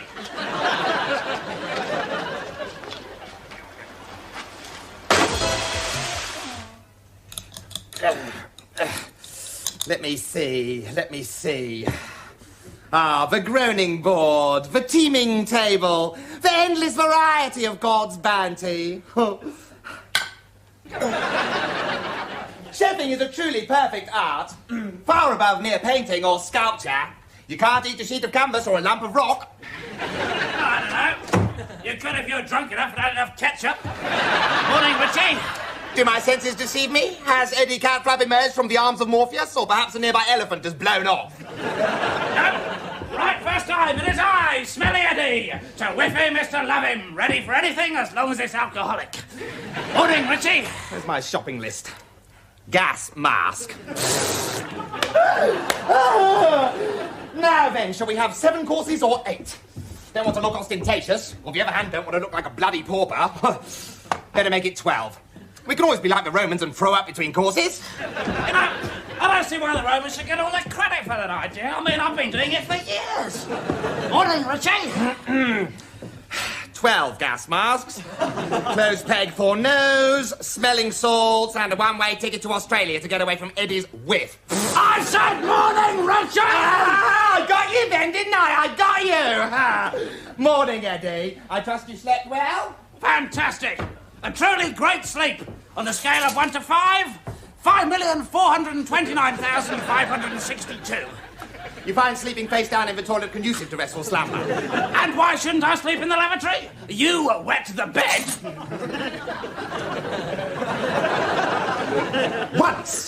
Once, I had a terrible nightmare, but I was ordinary and untalented. And there was a momentary aberration. It's a sign of having an extra vivid subconscious. It's a sign of having an extra drippy tiddler. Eddie, I was having a nightmare, but I was a pleb. It was a horrifying experience. I remember the night so well. I awoke to hear Richie screaming into the middle of the night. His heartrending sobs echoing round the house. Why, you wept like a soul in torment. I rushed in to find poor, frightened Richie, shivering, terrified, white, sitting in a puddle. Yes, and what did you do? I don't remember. You switched on my electric blanket. Only to take your mind off the nightmare. You completely electrocuted my love truncheon. Love truncheon? Love pencil, more like. Well, love pin, actually. Eddie, what's this? I don't know. It's one of my scary looks, isn't it? Is it really? My intimidating frown, so you just watch out. Has the hair grown back yet? Your love blobs look like Yul Brynner snogging with Kojak. I'm not prepared to rise to it, Eddie. Your spite and venom offends me not. Baldy blobs. Right, that's it. No, seriously, that is it. I hope you've got a good lawyer, Edward Catflap, because I'm suing and you're going to prison forever. Hello, Filthy? Yeah, it's Richie here. I want to sue Eddie. Richie Rich. Your client. Well, I'm about 5'10", brown hair. Look, it's not important. My minder, Edward, says that I've got bald love blobs and I want to sue. Have I? Well, not so much bald as receding, really. Well, I can put a wig on them for the trial. Bloodsucker, what am I paying you for? Oh, no, I don't. It was a rhetorical question. Goodbye forever. He was furious. But I persuaded him to give you another chance. Oh, shut up, Richie. And tell me why you are wearing a hat that makes you look like you've got a toilet roll on your head. Because, Eddie, I have taken up the skillet and the frying pan. I've been studying cookery all morning, and I am now a master chef. That's why I'm wearing this great hat. Well, you look like a chicken drumstick. Ha-ha, wrong again, because actually I look great. We are having a dinner party. Oh! 8 for 8:30. The food, the fine wine, the little chocolatey, minty thingies. Who's coming? Oh, just 1 or 2 close personal friends. Oh, dear. The man from the dirty mag shop and Wino Bill, again. You really are insanely jealous, aren't you, Edward? I keep forgetting, of course, you're not in the biz, are you? The huge, fantastic galaxy of showbiz stars are all brothers and sisters to me. Tarby, for instance, is bound to accept. Especially after the brilliant invitations I sent out. The years and the tears. Come and celebrate Richie Rich's 10 fabulous years of success. How sad. From third dummy in the window on Are You Being Served to his very own carpet ad. Look, I'm not sitting at the same table as Tarby, and that's that. No, Eddie, no. We're talking about Jimmy Tarbuck. A cheeky chap from the pool. Everybody's pal. A jolly gap-toothed scouser with a twinkle in his eye and a smile for every honest Englishman. Look, if there's one thing I hate in British entertainment more than you, it's that vast army of ex-stand-up comics who did one half-funny gag on Sunday night at the London Palladium in the middle 60s and have made a fortune doing game shows ever since. Oh, good evening! And your name is Cynthia, and you'd like me to patronise and humiliate you on the off chance of winning a cheese maid. Chicken chappies! More like complete and utter bastards, if you ask me. Yes, I don't think anyone will be asking you, will they, Eddie? Tarby is just a simple jester. An honest broker from the Bank of Smiles. I was only saying so to Marty Kane just now before her last trip to South Africa. So I'll thank you to keep your embittered communistic treason to yourself during tonight's intercourse with Tarby and friends. I am not having intercourse with Tarby, and that's final. Well, what a surprise! 4 minutes into the episode, and Eddie Catflap delivers the most tortuous old double entendre in history. It was a great gag. Social intercourse, Eddie. Social. Phew. We shall talk about subjects far above your head. Poetry, fine arts, golf. Oh, that reminds me. I must bone up on Tarby's book of golfing anecdotes. They are the greatest work of England since Dick. Dick Inns, Eddie, Dick Inns. There's only one thing I hate more than golfing anecdotes, and it's this.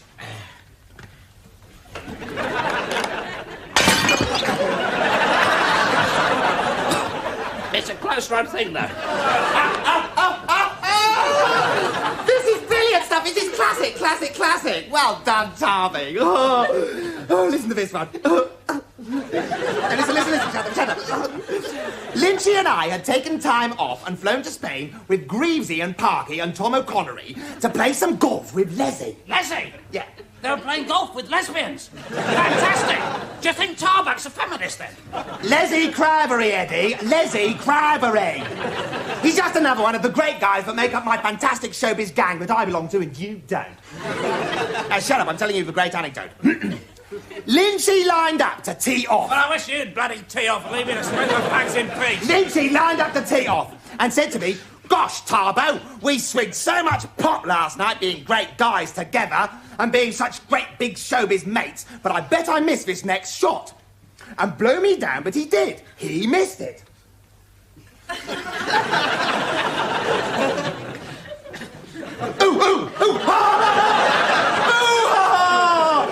Touché, Tarby! Oh, that was brilliant. No, the same thing has happened to me 50 times. Well, I can see it's going to be a pretty scintillating evening with everyone cracking Brillo gags like that one. Yeah. Hey, maybe there's a series in it. Dinner at RiCH's. An ultra-sophist chat show. Good evening, this is the BBC. Tonight, Sir Richie Rich will be talking to the Queen, the Pope, and, of course, the Tarby. It'd be a disaster. You get completely drunk and make a pass at the Pope for wearing a dress. Bloody good telly, though. True. So, what incredible 12 courses are you going to cook for these fantastically amiable showbiz chums of yours? Well, we must play to our strengths. We must not overreach ourselves. Right, yes. How does 12 boiled eggs sound? Usually like this. Nice gang, Eddie, and totally unexpected. Perhaps a little sophisticated for BBC Two, though. I can just see it now. How's the golf going, Tobbs? Oh, really? Do you want to hear a really stupid joke about an Irishman being stupid? Oh, wait. Well, what do you suggest, then? You're supposed to be my friend, you vicious, freeloading parasite. Smelly Edling to the rescue. When I was watching TV AM in the lab this morning, I saw this fantastic ad for a new mag called Ponzi Cooking. And when you buy part 1, you get part 2 completely free. Well, that sounds like a marvellous offer, Edward, and one not to be missed. Well, actually, it's just a rather clumsy setup for a gag later on. No, what a shame. Let's go to the newsagents anyway. Okie dokie, diddly squat, over we go. Don't ever say I'm not there when I'm not needed. You're not there when you're not needed. Thank you. Ready? Ready. Let's go. Right then. Blimey, the newsagents has got a lot closer since we moved into a smaller studio. Shut up, Eddie, shut up. You're spoiling the magic for everyone. Oh, look, the newsagent. Hello, me old darling. Yep, it's me, Richie Rich. Don't faint, treasure the moment. Here's a pic. Put it in the box you keep for precious things and show your kids. I'm sorry, I don't understand what you're talking about. Oh, yes, I'm sure. One of the cool type, are we?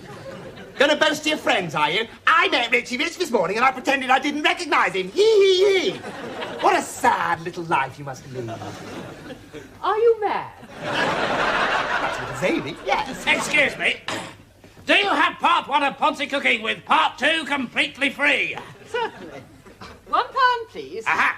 I'm afraid I have no money, so I'll just take part 2 for nothing, shall I? Ha! Stupid slag! Come on, Richie! £1, please. I'll give you a mention on my next programme. I shall send for the police. No, you won't, darling, because your part's over. Yeah, it's the end of your scene. Back to the doll for you, love. 5 lines, thank you, and good night. Well, I must say, this looks very interesting. It's fine, you know. That, Eddie, is the biz. It's a tough life. It's a tough life, dearie. I mean, look at Arthur Mullard. She used to be quite attractive. I still quite fancy her. Yeah. Well, I must say, this is very interesting. Must learn to read sometime. Right. Sort of this health food. When I eat, I like to dice with a heart attack. Let's have a good traditional English roast with a coronary thrombosis to follow. Right, let's make a shopping list. Yeah. 400 pounds of oven chips. Right, well, that seems simple enough. Yeah. Better check the larder first. Waste not, want not. Always remember there are poor children in the world. Oh, the little poor children. Yeah. With their cosy little terrace dwellings. The roaring fire. Bread, cheese. Dripping. Add a little love. Makes a meal fit for a king. I honestly think they're happier being poor. Yes, or perhaps not. Oh, well, who gives a toss anyway? Let's check what's in the larder. Any food? Only a couple of dirty mags. I'm sure there's a reason why we shouldn't be doing this, so I just can't quite put my finger on it at the moment. Try not to overtax your tiny mind, Eddie. At the moment, it's concentrating on breathing. Oh, shut up, you stupid slag! The check's in the post! Yeah, who the hell's showing you think this is anyway? I'm the famous one, love! Come, Eddie. Let us go to the supermarket. Right. What a rotten shop! Is there anything you want to buy? For example, Crusoes. Bite-sized, cruise missile-shaped lumps of potato-flavoured snack. Warning, this product gives you cancer. Blimey, everything gives you cancer these days. You can't blow off without someone telling you it's carcinogenic. Mind you, in my case, I think it probably is. Probably. Ooh, careful, Eddie, you'll get grabbed by the dick. Ooh, we really didn't get arrested by the store detective viewers. It was just a pun we were doing. We have every intention of paying for this item, every intention. Ooh, Eddie, ooh. It'd be funny if somebody knocked that lot down, wouldn't it?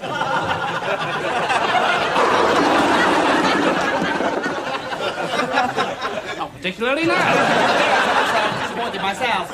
Come and eat for fruit. It is, of course, the absolute sophist thing to offer fruit at the end of the meal. So refreshing, and of course it comes in jolly handy for the sex games. No, not this. Ridiculous. Oh, this is disgusting. All this fruit is crushed and bruised. I shall write to Esther Ranson. Ah, the meat, Eddie. Ha! Load up a trolley full. They'll have been playing golf all day, so they'll be ready for some hearty vitals. Just look at this little lamb chop. It was probably once a pig, gambling about in the mountains. Yeah. Dying. You know, Eddie, I could quite fancy myself as a farmer. Well, it's a good job you do fancy yourself, because I can't see that anyone else is going to do it. Eddie, do you see this frozen chicken? Yes. Perhaps instead of frozen tackle will teach you not to cheat Richie Rich. Richie Rich, do you see this frozen chicken? No. I think you do. Ha! Touche, Eddie. Come on, let's go and pay for the stuff. I've just remembered why it is we shouldn't be here. We have no cash. Eddie, I am a celebrity! Celebrities don't need money. Next. Boo! Hello, love, it's me, Richie Rich. Look, it's just this packet of Cancer Crunch and a trolley full of meat. Let us off and I'll give you a mention on the next probe. £200, please. My dear girl, you don't seem to understand. I, Richie Rich, am offering you, nobody, a mensch on the next probe. Right, I can see this is going to require some subtle handling. £200. How does it feel to know that you're a checkout gal and you've reached the peak of your potential? How does it feel to know that you're a talentless guess and you never even had any potential? I see. £200, please. Stitch that. Blimey, Richie, I think you're on there. I know I'll come on when I see it. For God's sake, this is ridiculous! Somebody here tell Donkey Face who I am! We don't know. Who are you? You jest. You take. I'm one of Britain's top comic talents. Say something funny, then. Yeah. If you're so funny, Richie, why don't you say something funny? Just go on, say something funny. All right, then, all right, I will. Plop. Damn, mistimed it. Please bring on to get the manager. Mr. Forsyth. Listen, bitch! I was once continuity link man on TVS. I don't see why I should have to pay for my food. Listen, dickhead. No money, no food. You know, you're the sort of girl I could really fall in love with. However, no time, because, Richie... Yes? Run!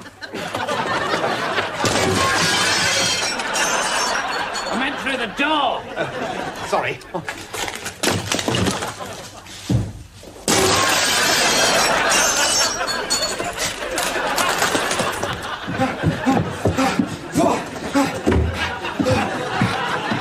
I thought they'd never give up.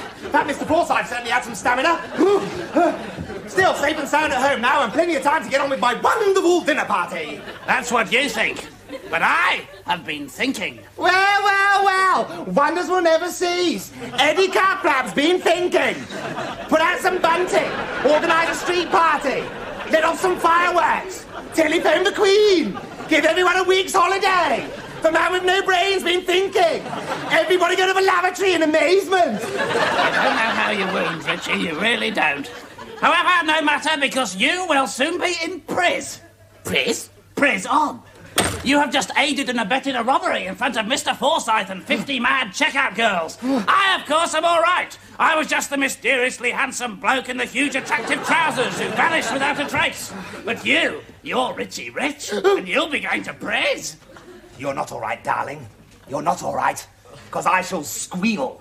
Yeah, I shall sing and blab, and then I might even spill a little bit. And I shall buy a lighter sentence with the names of my accomplices, to wit, Edward Catflap. And then I shall have a facelift so you can't exact your blood-curdling revenge. You'd need a forklift truck to lift your face, matey. Well, at least I've got a face, not a sort of collage of bogies and sick. Just because you never get any girlfriends, you think you can take it out on me? Me? Never get any girlfriends? Ha, that's rich. It's you never get any girlfriend. I was out with a girl last Wednesday. Eddie, that was your mother. I still got a snog. Snog?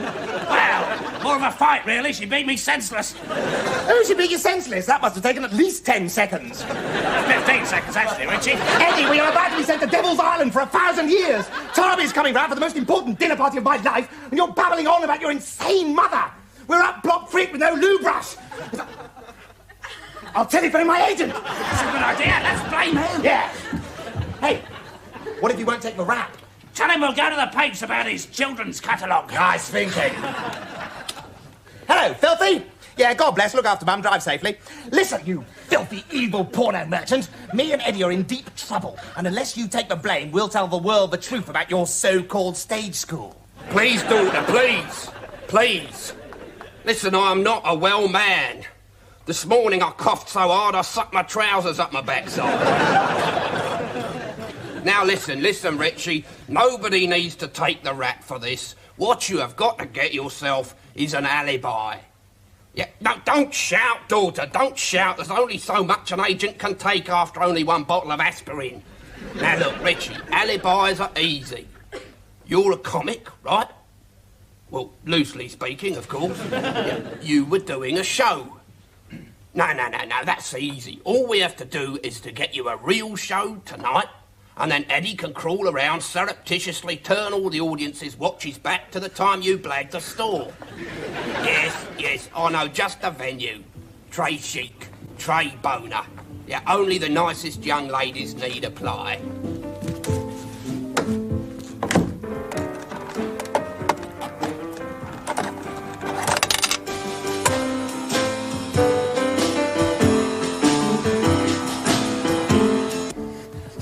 Show, Filthy. What if Tarby finds out? I shall be thrown out of the Royal Order of the Charitable Self-Publicising Showbiz Bogotters. Don't worry about the Bogotters, Richie. They were in here themselves half an hour ago, but they had to leave because they ran out of 50p. How's my boy Richie doing? I wouldn't want to face that audience, Richie. They're getting a bit restive at the moment. Trying to see if bouncers really do bounce. Don't bother the act, Edward. Richard has got enough to concern him already, what with being crap. Anyway, I thought you were supposed to be running round the audience turning their watches back while they ogled the girlies. Well, I was trying to, Filthy, but the hands are moving too quickly. Yeah. Right, that's it. Richie, you're on. Oh, my God, I'm not ready. How about it, darling? Not good, daughter. Trey bollocks. He's absolutely bloody right, you know. Philistines. Oh, I better get on with my superstitions. What are you doing, Richard? It's my superstition. Whenever Titch, Madam, Don't Start Me Off Juicy went on stage, he always did this. But Titch Juicy was notoriously awful. God, you're right. Boy, Boys and girls, lads and lasses, please welcome to the stage a very funny man indeed, the world-famous Mr. Richie Rich. Here we go. Break a leg. Okay. Go.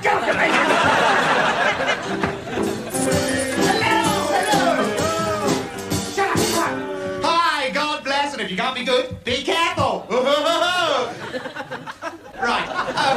It's full up in here, as the vicar said, with his hand up Sam Box's blouse. Show your tits. But seriously, folks, the good Lord gave us one good present, and that was the gift of laughter. Get off!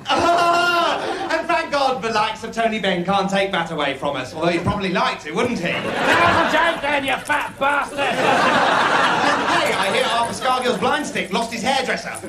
You have to laugh, don't you? 2, 3, 4. Happiness!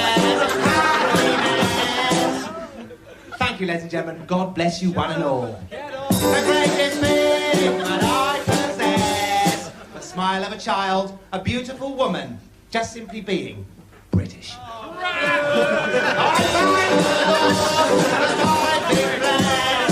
let's thank the mums too, shall we? Hello to all the mums. Here to keep an eye on Dad, are you?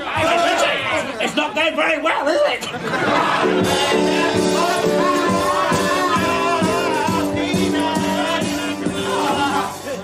Thank you one and all, thank you. God bless. Happy hunting, and if you can't be good, be careful. And if you're in a car, do please drive safely. Thank you and good night one and all. I love you all.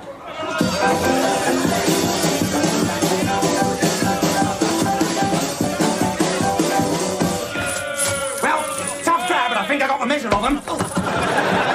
Well, that's kind. They probably couldn't afford flowers. That's probably due for our nice dinner party. Richie, I've got some rather bad news for you. You're under arrest. That's the bad news. Oh, come on. I wasn't that bad. I may have stumbled on a couple of punchlines. So it's our alibi. It collapsed. Mr. Forsyth, he followed us down here. It's press for us. Are you coming quietly, sir? No, it's just the way I walk. Don't back down. I want my public to know that as you led me to the block, I was still cracking woofers. Very well, sir. Did you say whoopers or ancient old double-entendre that everybody else gave up in the playground? Oh, what a clever thing to say! How brainy you are! Got a degree, have you? Just because you earn 4 times as much as a nurse, you think you can cheat Richie Rich, do you? Now that's what I like to see. A good old-fashioned bobby. Don't worry, Richie. These days prison food is quite acceptable.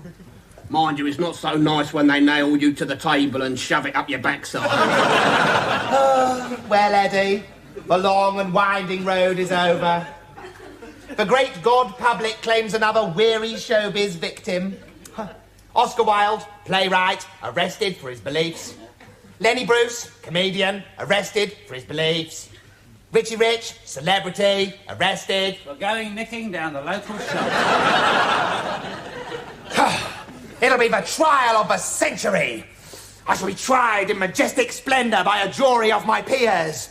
Parky, Carby, Lynchy, Sue Lawley, Annie Dundee, Debbie Greenwoody, Selena Scotty, Maggie Phil Bealey. Yeah, what a fantastic jury! Hey, we might even be on for a bit of a sex sesh after the trial. Yeah, too right. Said, of course, you won't be there because you'll be in prison. I'll be all right, though. I'm going to plead insanity. Damn! Let's face it, you've got the evidence. Let me out! I need a lawyer! I want my lawyer! Don't shout, Richie. It oscillates the atmos and rattles my phlegm. I found you a lawyer. Who? Met him outside. Known him for years. Spurty. Pervy Sir Peter Spurty, QC. Bit of luck in being here, really.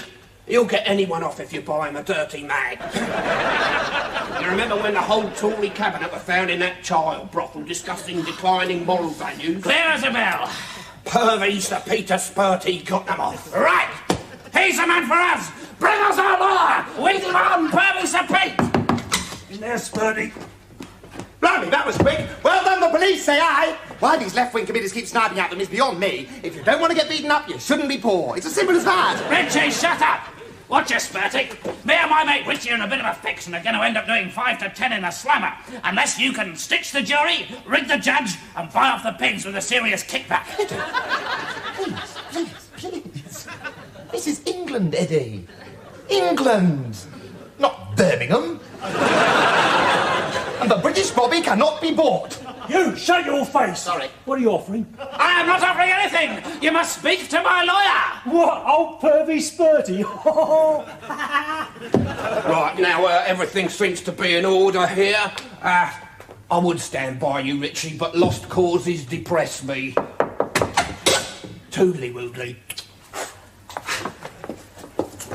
Right, Spurty, do your stuff. Your Honour, I wandered into a garden under the impression it was my garden, and on seeing various items of women's laundry hanging on the line, I naturally assumed that my wife had done some washing, and I began to gather it in for her. The fact that I live in a high-rise flat and am not married is entirely circumstantial evidence, and hence inadmissible. Right. Well, we'd better escape. And fly in the face of Leon Britton's Law and Order initiative? Never! There is no choice. The meat is in my trousers. Tommy is coming round in a couple of hours to hear his fantastic golfing anecdote, and you're banged up in the slammer. Don't be disgusting! I have never been banged up the slammer in my life! You're right, we've got to escape. I have a plan. What we have to do is set up a complicated system of stooges to find out exactly what the guards are up to. Then we dig 3 tunnels and hide the dirt in our trousers. We forge some German documents and make the clothes of some French peasant workers out of these blankets. It's a great night for dying! Then we wheel the wooden horse out into the exercise yard. Yes. We build a glider and we pole vault over the fence. What do you think? Pathetic. Let's do it then. Yeah! Well done, Eddie. I'm sorry I doubted you. Your plan worked brilliantly. Yes. Shame about old Spurty getting shot by the Gestapo. No, the SPG, Eddie. The SPG, not the Gestapo. They're completely different things. The Gestapo, speak German. Oh, yes. Well, all right, and that's all that matters. Of course it is, Eddie. Safe and sound at home now, and perhaps now I can get on with preparing for my fantastic dinner party. Empty the big trousers! Okie dokie, me old spunky cocksparrow. Now then, I've invited Tarby, Lynchy, Parky, Brucey, Tommy O'Connery, and you and me. Have we sufficient comestibles? Oh, I don't know about that, but here's the grub. Good Lord, Eddie, how did you get so much meat in your trousers? That's what all the girls say. Smart is the last recourse of the emotional cripple, Eddie. It's a psychological truism, but people talk about that which they cannot do. Oh, and is that why you're always talking about acting, plot pants?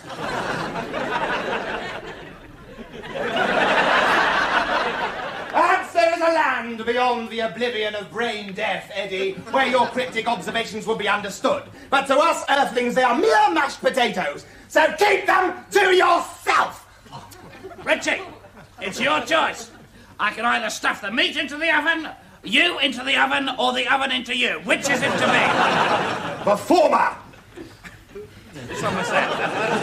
Well, that was the one where the oven went in... Look, it doesn't matter! Tarby's coming round in 10 minutes and we haven't cooked the thing! Let's please get this stuff in the oven!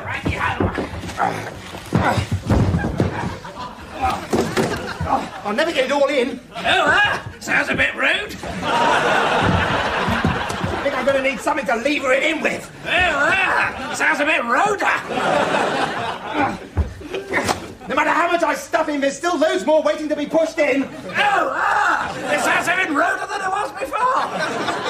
Thank you for these observations, Eddie. I just feel that every culinary exchange should be accompanied by the mad rantings of a brain-dead vegetable. Right, there we are. It's a light.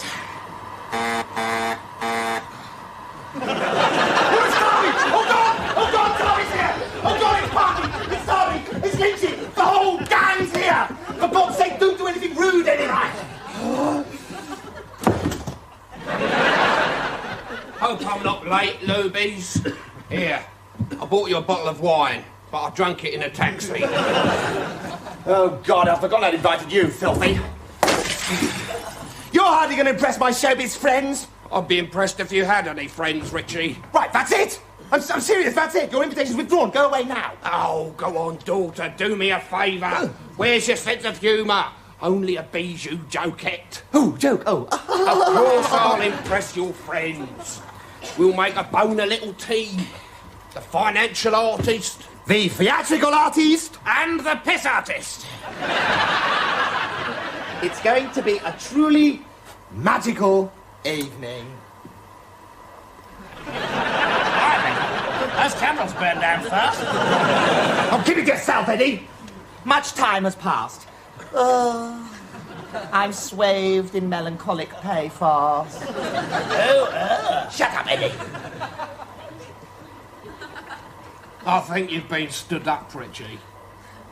Oh, shut up, Eddie. After all I've done a show in a peep show, I've robbed a supermarket, I've been to prison, and the rotters haven't even turned up. Fate deals me blow after blow. What time did you put on the invites, love? Well, 8 o'clock. Look, I've got them here. Tarbies, Bruces, Lynches, and... I forgot to post the invites.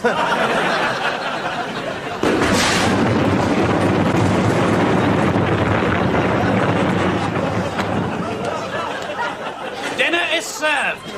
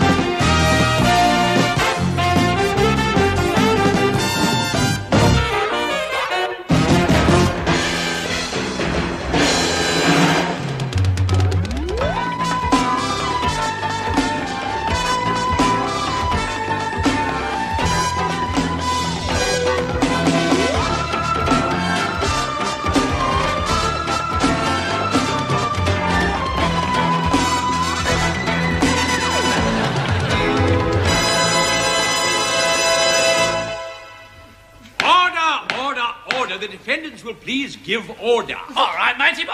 I'll have a pint of lager and a small sweet sherry for Bloodface here. Great gatherer. Yes, I rather think it was. Your Honour, I throw myself on the mercy of the court. I am only 14 years old. Make me your ward. Bring me up as your own, and in time we shall learn to love each other. I have been cruelly used, and I'm an emaciated waif. That's right, Your Honour. A 14 stone emaciated waif. I've got heavy bones. That's so. Spare me, Your Honour, I am with child. Well, with Eddie, that's much the same thing. It was him that made me do it. Silence, I say again, silence in my courtroom. Richard Rich and Edward Catflap, you stand accused of a sickening and degraded crime, a crime that strikes at the very heart of our society and mocks all that we hold decent and clean. You exposed your bottoms on TVAM, and what is worse, in front of, Miss Anne Diamond. How do you plead? We plead like this, Your Majesty. Please, please, please, let us off. Oh, go on, I'll be your best friend. I'll be your slave for life. We meant no harm. We thought Anne would appreciate a bit of a peek at the old tradesman's entrance. Believe me, sir, you do yourself no good service with this spineless grovelling. Desist, I say, or it may be the worse for you. Blimey, he's milking it a bit, isn't he? All it says in the script is shut your face, plot pad. This is the last time we use anyone from Ryder. That's for death. Far from appreciating your foul display, Miss Anne Diamond has stressed that two such raddled and acne-ridden old orifices have seldom been put before a sickened public, and has requested the severity of the sentence mirror the ugliness of the flaps. In the absence of any defence, I therefore sentence you to be shot. Take him down. Oh, all right, then. I thought that's why we got into trouble in the first place. We can make his mind up, we make him. Your Honour, I wish to speak on behalf of the defendants. Oh, well, that's it then, isn't it? Goodbye, cruel world. Mr. Filthy, I have passed sentence. The case is closed. you're on. Ruby, darling, sweetheart, please don't shout. I have a delicate medical condition known as a hangover. I contend that vital evidence was not put before the jury, and that hence there should be a retrial. And this evidence is? Luby, the burden of the Crown's case to date has stood solely upon the alleged horrifying nature of my client's garden gates. I contend that a split second of TVAM videotape is not sufficient evidence to so damningly brand a man's rear loader. And hence I further contend that it is my client's right that the jury should view the evidence. Jury will view the evidence. Wanna look? No! Excuse me, but we are still here, you know. I mean, never mind about hurting our feelings or anything. Seems I have no option but to offer the defendants a conditional discharge. And that condition is that you find gainful employment outside of show business, in which you are clearly a menace to clean-living TV presenters like, Miss Anne Diamond. Case dismissed. As for you, Mr. Filthy, I find you guilty of encouraging indecent exposure with intent to cause a public affray. And under the new criminal evidence anti-terrorist, the police can do what they bloody well like to do. I sentence you to be hung by the neck until dead. Oh. Well, you probably won't be coming down the pub then, Filthy. See ya. Yeah. Thanks, Filth. You're a mate.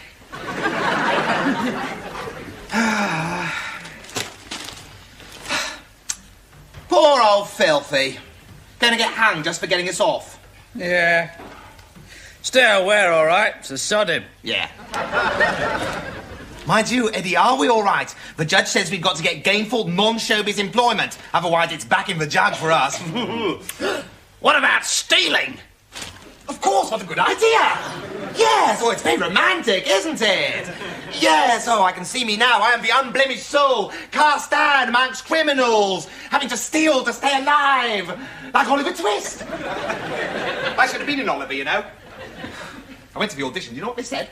Sod off ugly? That's amazing. Were you there? Anyway, Ollie Twisto didn't do so badly from his life of crime. No, thank you very much. No, sirree, Bob, he certainly did not. After a brief spell of pickpocketing, a rich, kindly old gentleman discovered that he was the illegitimate child of his dead daughter and really a member of the middle class. So he saved him.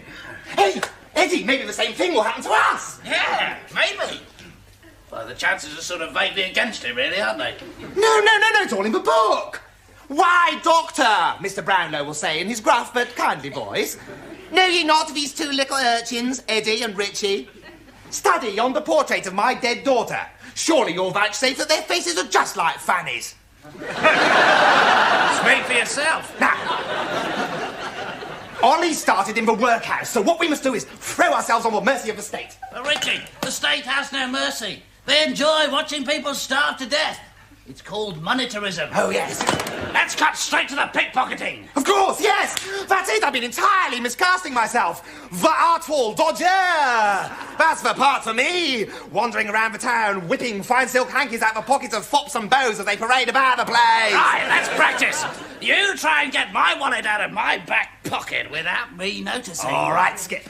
Shouldn't be too difficult. You got hit by a bus last week and you didn't notice, did you? Yeah, well, I had a lot on my mind. Well, you would do with a bus on your head, wouldn't you? Brilliant joke, Richie. Wasn't a bad one, was it? Have a go. Right. Could we please just get on with the play? Who knows who's watching? Mrs. Thatcher's probably watching.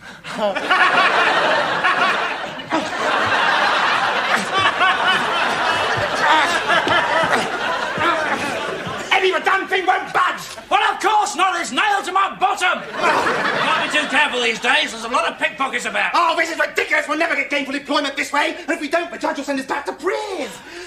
I know what I'll do. I'll phone Filthy. He's my agent. It's his responsibility to get us work. He's in prison under sentence of death. Selfish bastard! Filthy! great to see you. Commiserations and all that. Here's half a Mars bar. Yes, I had your laugh, I'm afraid, but not to worry, I gave you a bit of wipe down. Yeah, mind you, you should have seen what he wiped it with. Now then, Filthy. God, I'm ill. Prison does not agree with me. This morning I coughed so hard I blew my kidney out my backside. For God's sake, stop whinging, you selfish little toady. Me and Eddie are in deep trouble because of what you did. Just because you got us off, the judge said we've got to get some gainful employment. You want me to help you? We are my agent. I'm also under sentence of death. All right, I'll help you if you do one small thing. Filthy anything. I want you to get me a short piece of 1-inch steel piping. What for? If I told you that, I'd ruin the plot, wouldn't I, Eddie? Well, there's not a lot to ruin, is there? Really, I'd hardly call this meaningless stream of bot and knob gags a plot, would you? Eddie, it'll all come clear in the end. Just go and get the piping. Righty dokey.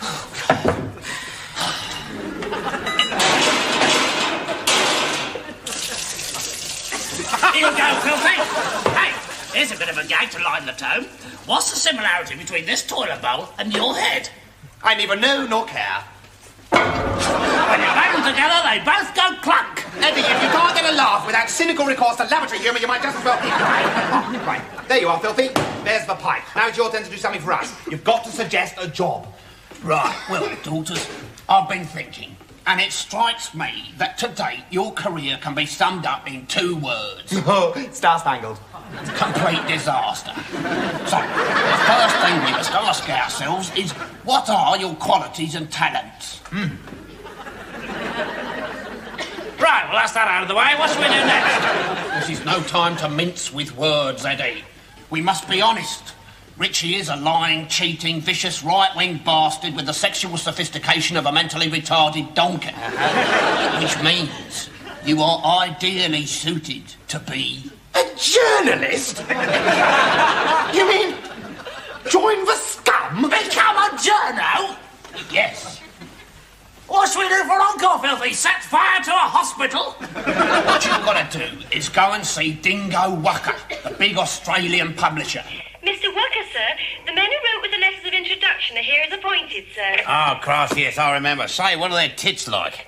They're men, sir. Dingo Wucker, billionaire and ordinary bloke. Good day. Richie Rich, major celeb, resting for tax purposes, an amazing bloke. Good day. Edward Catflap, extraordinary fart impressionist. Good day. Good day. Good day. Good day. Good day. Good day. Good day. Well, you certainly come with excellent credential. Letter of introduction from Mrs. Thatcher and Jimmy Tarbuck. Fatto and Tarbo, bloody great mates. Yeah, forged, of course. Then you want to be journos, so there's nothing wrong with that. Oh. In fact, I was impressed by the audacity of it. Take a seat. Blimey, Phil, you never ask.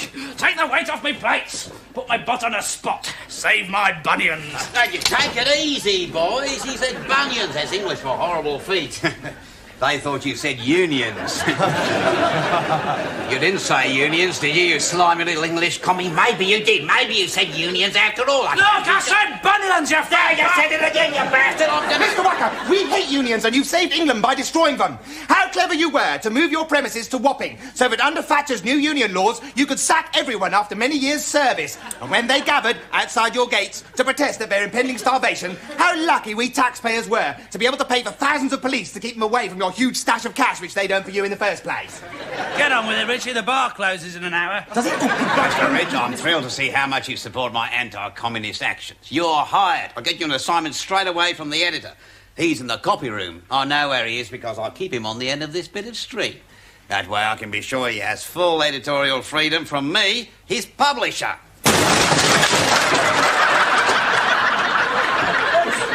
Well, this story of yours about the Chancellor of the Exchequer, couldn't you work a bird into it some way? Come on, you can't look, you're a journo, for God's sake. Take some pride in your work. Who is this Chancellor for a start? Well, he's a government minister, Mr. Wucker. Ah, it's a he, huh? Ah, that means he's knobbed somebody recently, right? Find out who, offer her 200 quid and get her to do as a topless. If she won't, have a house rob, pinch her photo albums and find me a tits-out sunbathing shot. I don't think Mrs. Lawson's ever been tits-out sunbathing. Who the hell's Mrs. Lawson? How old's she? I don't know, 50, 55? Is she a lovable granny? I doubt it. How many more times do I have to tell people I'm not interested in women over 25 unless they're lovable grannies? Now, don't argue with me about this. I see our whole budget coverage as a 6-tit story, maybe even 7. 7 tits? Yeah. Profile shot, very tasteful.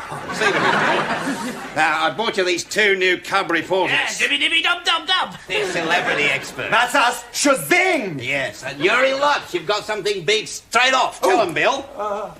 Christ. We've had a call from the PM. She's worried about all these pop stars doing loads of charity work. Oh, well, I think it'd be a charity bill. Shut up. Dreadful screeching. James Last and Roger Whittaker are the only half-decent rockers I know. Oh, I don't know. The Wombles can certainly kick ass. Shut your beer suckers and listen.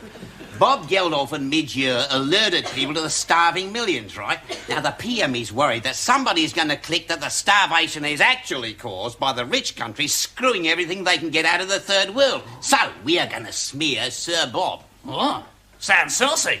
What are we going to smear him with? Listen, Largo Brains, we're going to get this do-gooder. Now, this is what I want you to do. We're getting reports that Bob Geldof... No. Mid-year. What? We're getting reports that mid-year. Look here. What are you talking about, Eddie? They couldn't get Bob Geldof for the show. We had to settle for mid-year. Mid-year? Yeah. Let me just get this straight. We have booked a man for my show called Midge. Well, he's all we can get for a bottle of woodpecker and a snog with a stage doorman. Look here, I'm a semi-professional actor. Oh, for God's sake, get on with it, you old ham. Doing this with us means you'll probably get a panto next year. Get on with it. Right. We're getting reports that mid-year is a Soviet agent and he's having an affair with Mrs. Thatcher. I want the pics, I want the story. Juicy! Where did we get the info? Undercover investigation? Squealer in the Ultravox entourage? Don't be a moron, we made it up. That's why we know we can be sure of all the facts. Now, piss off. Right. And hey, let's be careful out there. Right, anyway, this is the plan. I'll keep him talking, you sneak inside, plant Thatch in his bed, spread the Russian stuff around a bit, and get the pics. Right. While we're at it, why don't we go the whole way and bung in a goat or an underage chicken or something like that? Edward, would you please keep the diseased flushings of your leprous mind to yourself? We are British journos. Good Lord, I hope we have some moral code. Now shut up, and let's get on with framing Midge.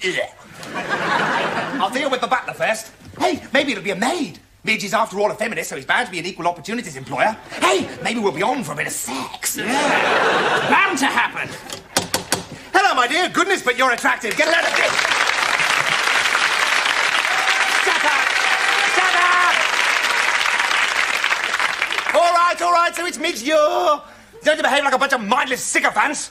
My sacred Kitty Hard, he sells a couple of crappy records to a bunch of screaming knickerwetters, and you'll behave like he's God. Right, look, my guts, I'm doing jokes and I can't even get on blankety blank. Right, sorry, Mr. Let's start again, shall we? I am a police officer. Here's my card. This is a library ticket. Is it? Oh, damn. Police. Right, there you are. Oh, yes, officer. What can I do for you? Well, Mr. I have reason to believe that you've been holding all-night sex parties in that bus shelter down the road. Ridiculous. I hold all-night sex parties at Geldo's place. Dear, what's it like? Well, Nevertheless, I must ask you to accompany me down the road. You're making a big mistake here. Not as much as you did, mate, agreeing to do this in the first place. It is now the next day. And tomorrow is a historic day for British justice. The first execution under the new Police Act. A government spokesman said that bringing back hanging was a return to traditional values. There are plans to continue the process with the restoration of beheading and eventual ritual slaughter of innocents by druids. The condemned man, FiLTHY, a theatrical agent, spoke out from his cell. I should like to thank all my clients for their many letters and messages of support. Unfortunately, there haven't been any. Also, if the landlord of Biggin's illegal drinking joint and Peepo bar is tuned in, I left an unfinished drink in the snug the other day. Pop it over, be a looby. A moving final appeal from a man. You know, I've missed old FiLTHY. Last December, with the meat cleaver. Missed him. Point blank range with my mum's air pistol. Missed him. It just goes to show, if you want a job doing properly, it's best not to drink 16 pints of lager before. Oh, God. That bitch of boots. She wouldn't give me the photos unless I paid her. I promised her a mention on my next programme, but she wouldn't budge. So I punched her and nicked them. Ha! I must say, I'm enjoying the moral laxity that accompanies being a journo. Yeah, what are the pics like? Any good? Don't know, I haven't looked yet. I hope they're really dirty. I could do with a bit of a look at something dirty. I really could. Well, you're welcome to a look at my duvet. But be careful, it ate the dog last week. Eddie, these photos are brilliant. Perfect sex pics of Mrs. Thatcher in Midge's bed. This is brilliant. We're on our way to our first front page. Let's go and show Bill the editor. He'll be so proud. Hang on. I've just had a thought. Well, maybe we should bake a cake. 30 years on from his mother's womb, and Eddie Catflap's had his first fort. It's really rather a solemn moment, isn't it? Richie. What? I think there's something rather unpleasant on your trouser area. What? My head. Oh, that hurt, Eddie. Ow, no, that really hurt. That really... I must say, it's a lot harder than I was expecting. What is these photos? They're so fantastically sexy. Well, that's what I'm saying. Maybe we shouldn't take them to the papers. Maybe we should take them to Midge himself. How much do you think he paid for them? Eddie, are you suggesting that we blackmail the world's greatest rock star? No, I'm suggesting we blackmail Midge.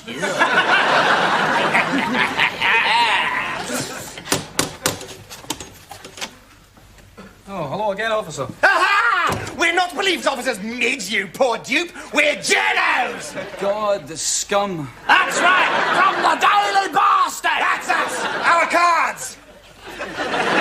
Now then, Mr. Take a look at these, and bear in mind that we've got the negatives. Yes, right here.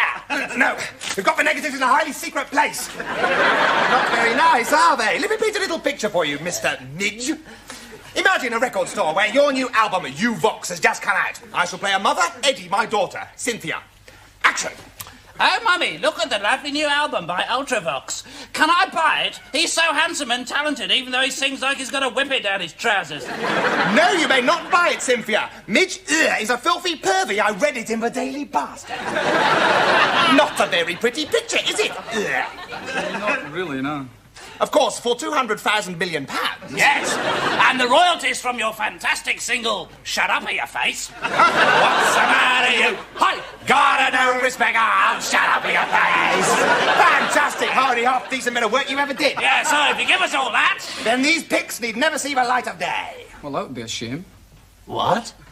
Well, you know the business, Rich. You're a pro. You know that things like this don't harm stars like you and I anymore. In fact, a bit of scandal's actually quite good for the career. And I've not had much publicity recently, so, great. Go for it. Publish. Edward? Yes, I think I understand. Cop this, Mr. Midge.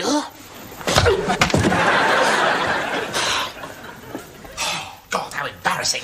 Demoted on our first day. Look at us now. Reduced to covering a common hanging. What's more, it's only filthy. I wouldn't mind if it was somebody interesting. The condemned man ate a hearty breakfast consisting of 40 fags and a bottle of scotch. Unfortunately, we were unable to comply with his last request due to objections from the RSPCA. Bloody do-gooders. The prisoner will mount the scaffold. It is a far, far better thing that I do now than what I have ever done before. Well, that can't be very hard for you then, can it? Since everything else you've done's been crabbed. Hey, Filthy! Did you know that it's a scientific fact that when you get home... Yes, I did know that, Eddie, actually. Ironic, really. First one I've had in 15 years and I won't be here to enjoy it. I'll be joking, Filtho. Actually, we're both very, very, very, very sad. Mind, there's no sense in moping, is there? No. That's all right, Eddie. I mean, after all, as I prepare to die, I have only one regret. Which is? I wish I wasn't being executed. Sounds reasonable. Filthy, it is time. No. Hang on. My flash hasn't warmed up yet. See you in that great dressing room in the skies, Ruby. Yeah, bye. Bravo! Encore! Well hung! The government would like us to warn children that hanging is extremely dangerous, even though more than half of them want to bring it back. Right, that's it, you lot. Go on, the party's over. Son off. There's plenty more where this one came from. Oh, God, Filthy, you're alive! Well, of course I am, Richie. I've got to be in the next series, haven't I? That's when you can really force your wages up. But how? I've got some bloody great lines this week, haven't I? You're alive and but how? Come on, get on with this. I want to get to a bit with lots of me in it. That bit of piping you gave me, Eddie. It's an old Newgate trick. You stuff it down your throat and stops your windpipe collapsing. That's what I did. But how can you have Filthy? The pipe is still in the prison cell. Is it? Oh, well, in that case, it must have been this safety harness that saved me then. God, what a rotten day. Well, let's go home and think about it then, shall we? Yeah. I knew nothing good had come of joining the scum. Oh, yes. It's easy to say something clever, isn't it? Except it isn't really for you, is it? Because you're so thick.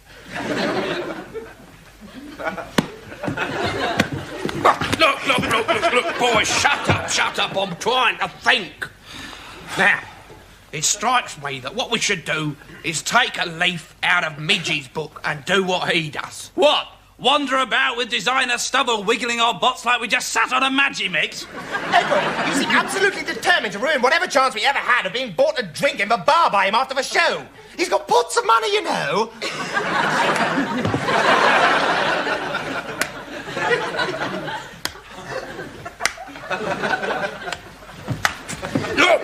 Look, stop it, boys. Shut up. All I'm saying is that if someone as experienced in the business as Midgie says that all publicity is good publicity, then what we should do is write about Richie. Of course! Get paid to promote my own career! And what are we going to write about your fascinating lifestyle?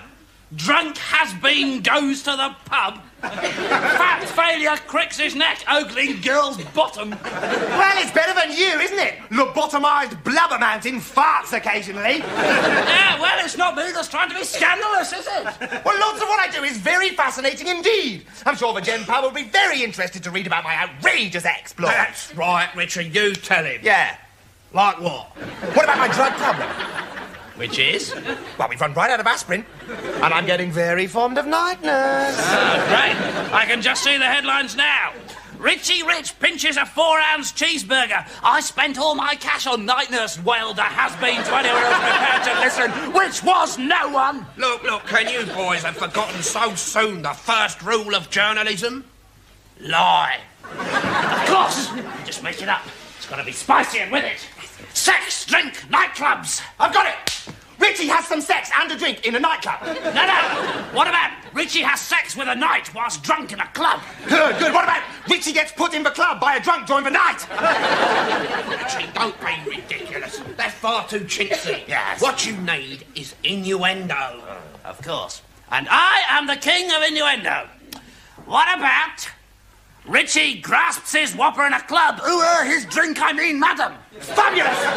It's Guardian Journalist of the Year for you, my lad! Now, I'm beginning to have second thoughts about this whole all publicity being good lark. I mean, I've been in the business a long time. I can remember when Andrew Gardner blew off on News at 10. Bong. Good evening, this is the news. Tense moment.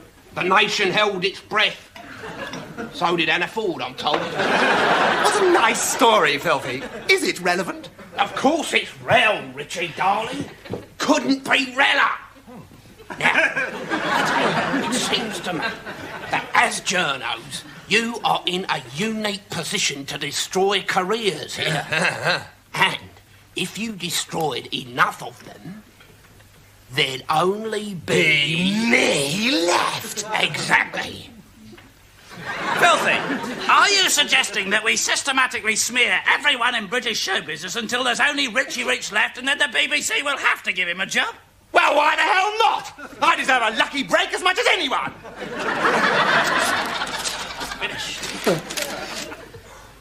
Well, as you know, boys, I rarely get excited, but right now I feel like I've been locked in an off-licence.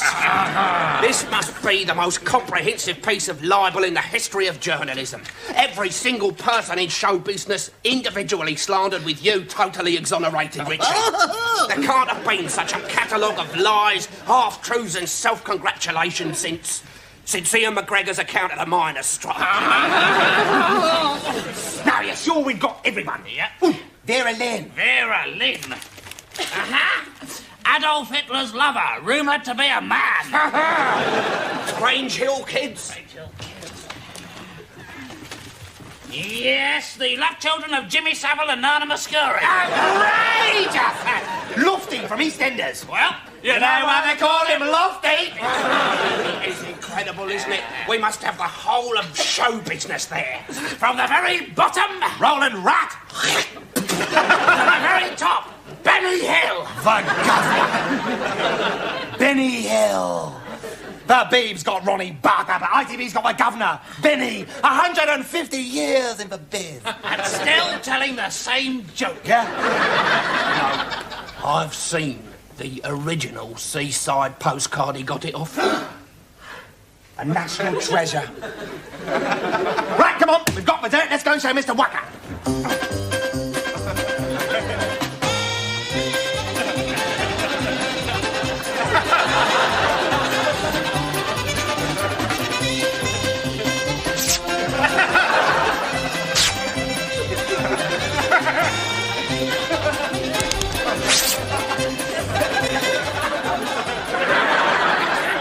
This is absolute dynamite. We're going to blow every other paper off the street. So you are going to publish, then? Publish? We certainly are. We're going to publish nothing else. There's massive new legislation on the economy, on industrial relations and the NHS. But we're going to forget all that because this is a newspaper and nothing gets in the way of showbiz gossip. Like that, too. I tell you, after we printed this lot, I don't know who the TV companies are going to use. Right, well, we'll be on our way then, shall we, Mr. Wacker? Yeah. See you. Hey, I suppose there is some microscopic evidence for all these allegations. I mean, we only need the tiniest crumb, but we got to have something. Yes, Mr. Wacker, it's all completely and utterly true. Mr. Wacker, I just want it noted down, but it was Edward Didgeridoo Catflap who said we have the proof. Right. How do you spell tits? Oh, dear. Never worked so hard in all my life. Get the telly on. Which channel? It doesn't matter which channel is on all of them. In a moment, it's time. Half an hour's sparkling entertainment from Richard Rich. That's followed at 7:30 by Top of the Riches. And at 8 o'clock, there's Life on Richie. A fascinating insight into the natural evolution of Richie Rich. Now, Rich time. Hello, mums. Hello, dads. Hello to all the family. God bless Gran. And don't forget the kids. God bless the dog. You're all nice people in this nice world. But I'm the nicest of all. Dear God! I'm in showbiz. Watch me now. Showbiz. I'm in showbiz. Showbiz.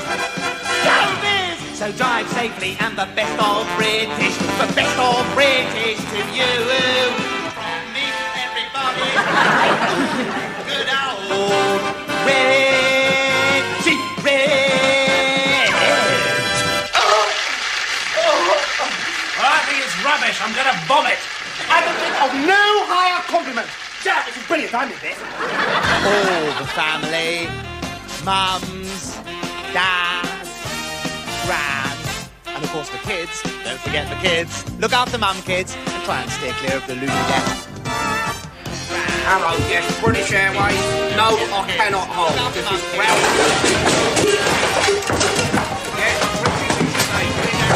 Rio de Janeiro, yes.